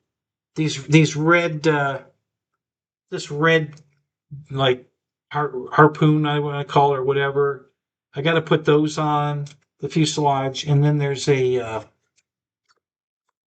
some lightning bolts with that shield that goes on the fuselage. So I'm gonna put those on. I don't see those right here. I've got 3 sets of these because I bought 3 of these yellow planes and I didn't put the decals on any of them. So I have 3 full sets of these decals. And I might not put them on this one either. I maybe I will. I haven't decided. But that's kind of what I've been waiting for, is just kind of holding off to see if I decide I want to do something different. The one I damaged, I'm going to repaint a totally different scheme. I'm either going to do the China Lake scheme on it, or I'm going to put Brian Shull's T-28 that he crashed in the Vietnam, and put that scheme on. I don't know. But anyway, so that's another thing too that I'm, dealing with. Another airplane that I got to put together. And then, of course, I took airplanes out of the trailer to put the condo in there. So those airplanes have migrated inside the garage here, which the last thing I needed is to bring more airplanes into the garage. So, my, just, you'll laugh, but so my giant Flex Innovation RV8 is on the roof of the Daytona that's on the lift that's up in the air. So up in the air, the Daytona's up in the air and the RV8's on top of the roof. The little RV8, which was also in the trailer, is upstairs on the bed. The king size bed. So I put that up there. The wood Tucano, the blue one, is the landing gear's down, so it's on the floor on the other side of the Impala over there on the floor where the lift is going. So that's in the way over there. The other Tucano, I don't know where I put that. I thought it was on the bed in the other, where the big bed is on the other bed it's not there. I don't know where I put that. It might be in here somewhere, but I don't know where I put that. Yeah, I'm not sure where I put that. So that was MIA at the moment. I don't know where I put that one. But I had to get it out of the trailer. So and the F-100 Super Sabres, that's on the bed upstairs. That's where I put that one. Got it out of the trailer. I'm not sure where my generator is. I thought I took it out of the trailer, but then I'm thinking, I think I might have taken it with me in case we needed power tools or something, and they had already turned the power off in the condo. So I can't remember if I took it with me or not. So I don't know where that generator is at the moment. I used my big generator today to charge the battery in the car. Couldn't find my jumper cables for weeks. Finally found them in the Daytona that I needed to move today. I don't know why they were in there. They were in the trunk of that Daytona. I have no idea why they were in the trunk of that Daytona, but that's where they were. So I'm glad I found them. I bought that jumper box that I was showing you guys because I couldn't find the jumper cables, and I didn't want to buy another set of jumper cables because I figured those would turn up, and they did. So I'm glad I didn't buy the jumper cables. I just bought the jump box because they'll both come in handy. So anyway, yeah. So that's that's the update. you know, it's just there's a lot of balls in the air, guys, and I it always what happens every day, and no matter whatever I've decided I'm going to focus on that day, something happens. Somebody calls and needs this, or I'm getting ready to do this and decide that I need something to finish this that's in the trailer, and now I have to unload the trailer to get to the thing I need. There's always something in the way of something to accomplish something, and I have to keep changing my goal and perception and angle I'm going, because something always comes up that changes my plan. Almost every day, something happens to change my plan, and then I have to, adjust on the fly. I have to make a new plan and go a different route, and and it just never ends. And I just keep plugging along. you know. So, but yeah, we're that's I'm just going to be happy when the car's off the lift so I can drive it. The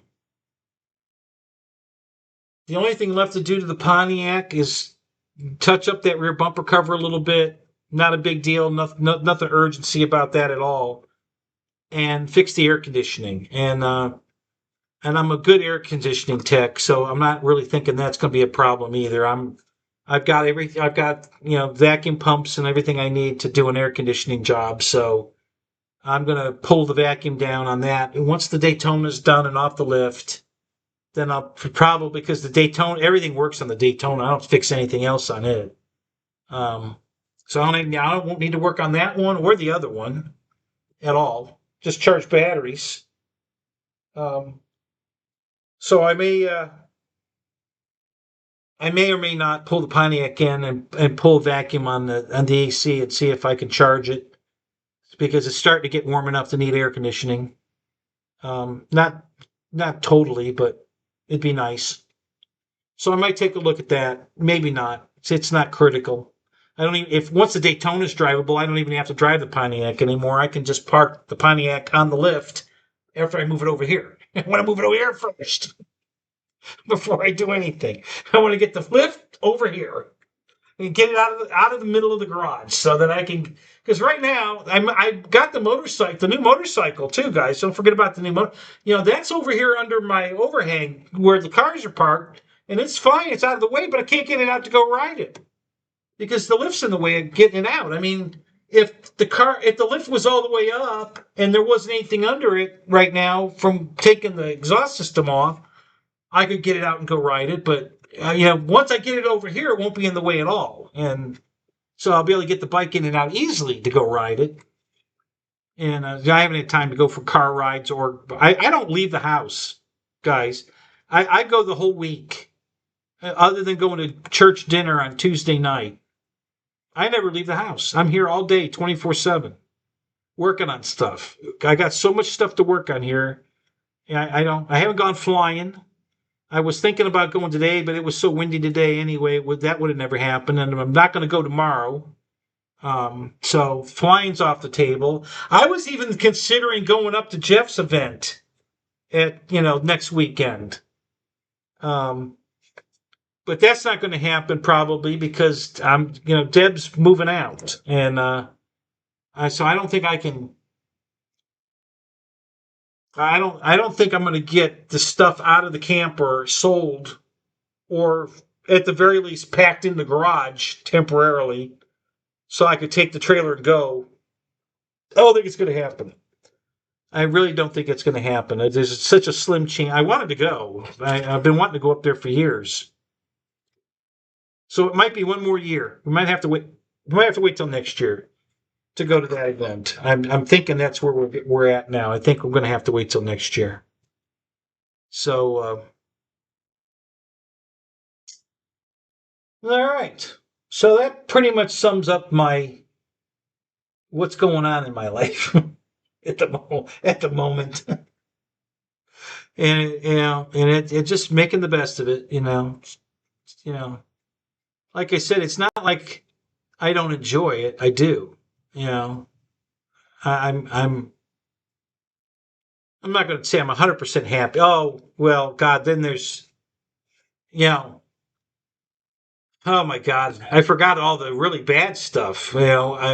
My Social Security, my taxes, I'm getting letters and calls all day long now about best rant ever. Thanks, Jeff. I got this letter in the mail from Children and Family Services, and I've gone over this with them for 3 years now that I don't have a job.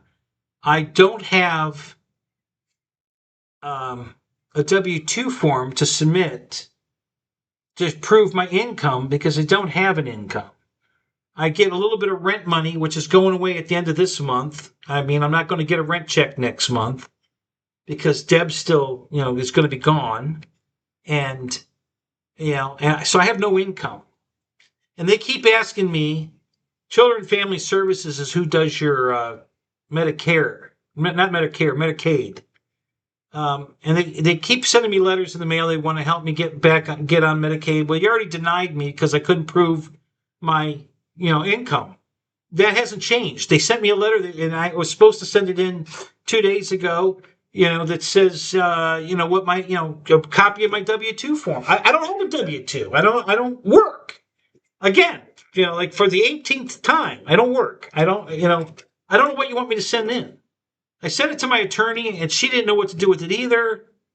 And I'm like, she said, well, Social Security benefits go through Children and Family Services in Florida. I mean, they're connected somehow. They're not separate entities. They're kind of, I don't know how they're connected, but if it wasn't part of my disability claim, then why did they send me this form? What am I filling this out for?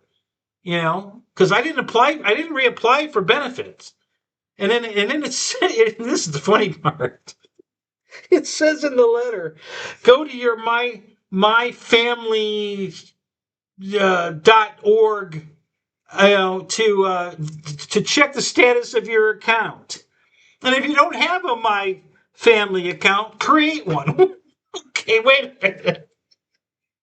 If I don't have an account already, why are you sending me this? Where did you get the information to send me this crap that you're sending me if I don't already have an account? Because I know I signed up 3 years ago when I tried to get my Medicaid then, and they denied it. But now I went to sign back in, and I don't have an account. So I created a new one yesterday. But what? So what the paperwork you sent me? What am I supposed to do with that? I don't know. So I'm stressing over that because I don't know what I'm supposed to do with it. So I just created a new account and reapplied for Medicaid benefits. And we'll see. And they gave me the option of paperless text messaging. I said yes. So hopefully they're not going to send me shit in the mail anymore. They'll just text me whatever they need me to do, and then we'll go from there. I don't know. I have no idea. I'm still waiting to hear back from my Social Security. My health insurance was denied. I applied for a change in my policy, and they denied it. So I don't even know where I stand on my medical insurance. I know I can't afford to pay $154 a month, which is what they're telling me I have to pay. Or they did tell me that, but it may have changed. I don't know. I have no idea. Jeff, did you just pop back in? Have you been in the Zoom, or have you been here the whole time? Because I thought you left, and because I was down to 6, I'm back to 7. So I don't know. Just curious. No big deal.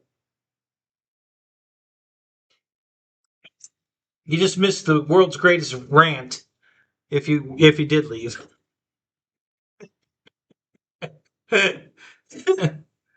Uh,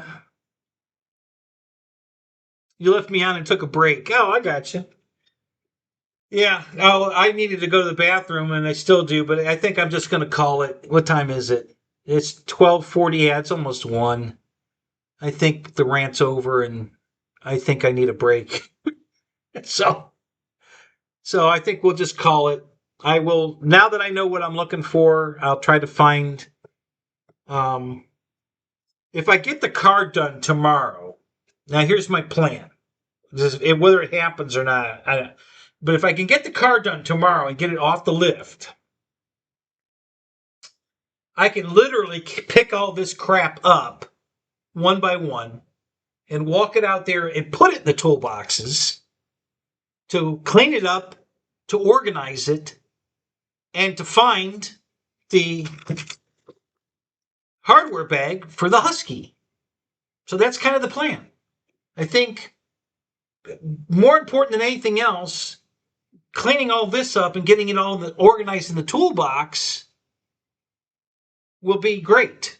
And so maybe that's the goal for tomorrow after I get the car done. We'll see. But for now, that's where I'm going to leave it. All right, guys. So thanks for coming. I hope it was somewhat fun, and appreciate you guys hanging out with me. Hit that like on the way out if you haven't, and we'll update you next week. See what we got new and exciting. Hopefully the car will be done by then, and we've got some new fun to start with. So all right, guys. So thanks for coming. We'll see you next week. Talk to you later. Let me see if I can shut this thing down. If I remember how to do that. I think,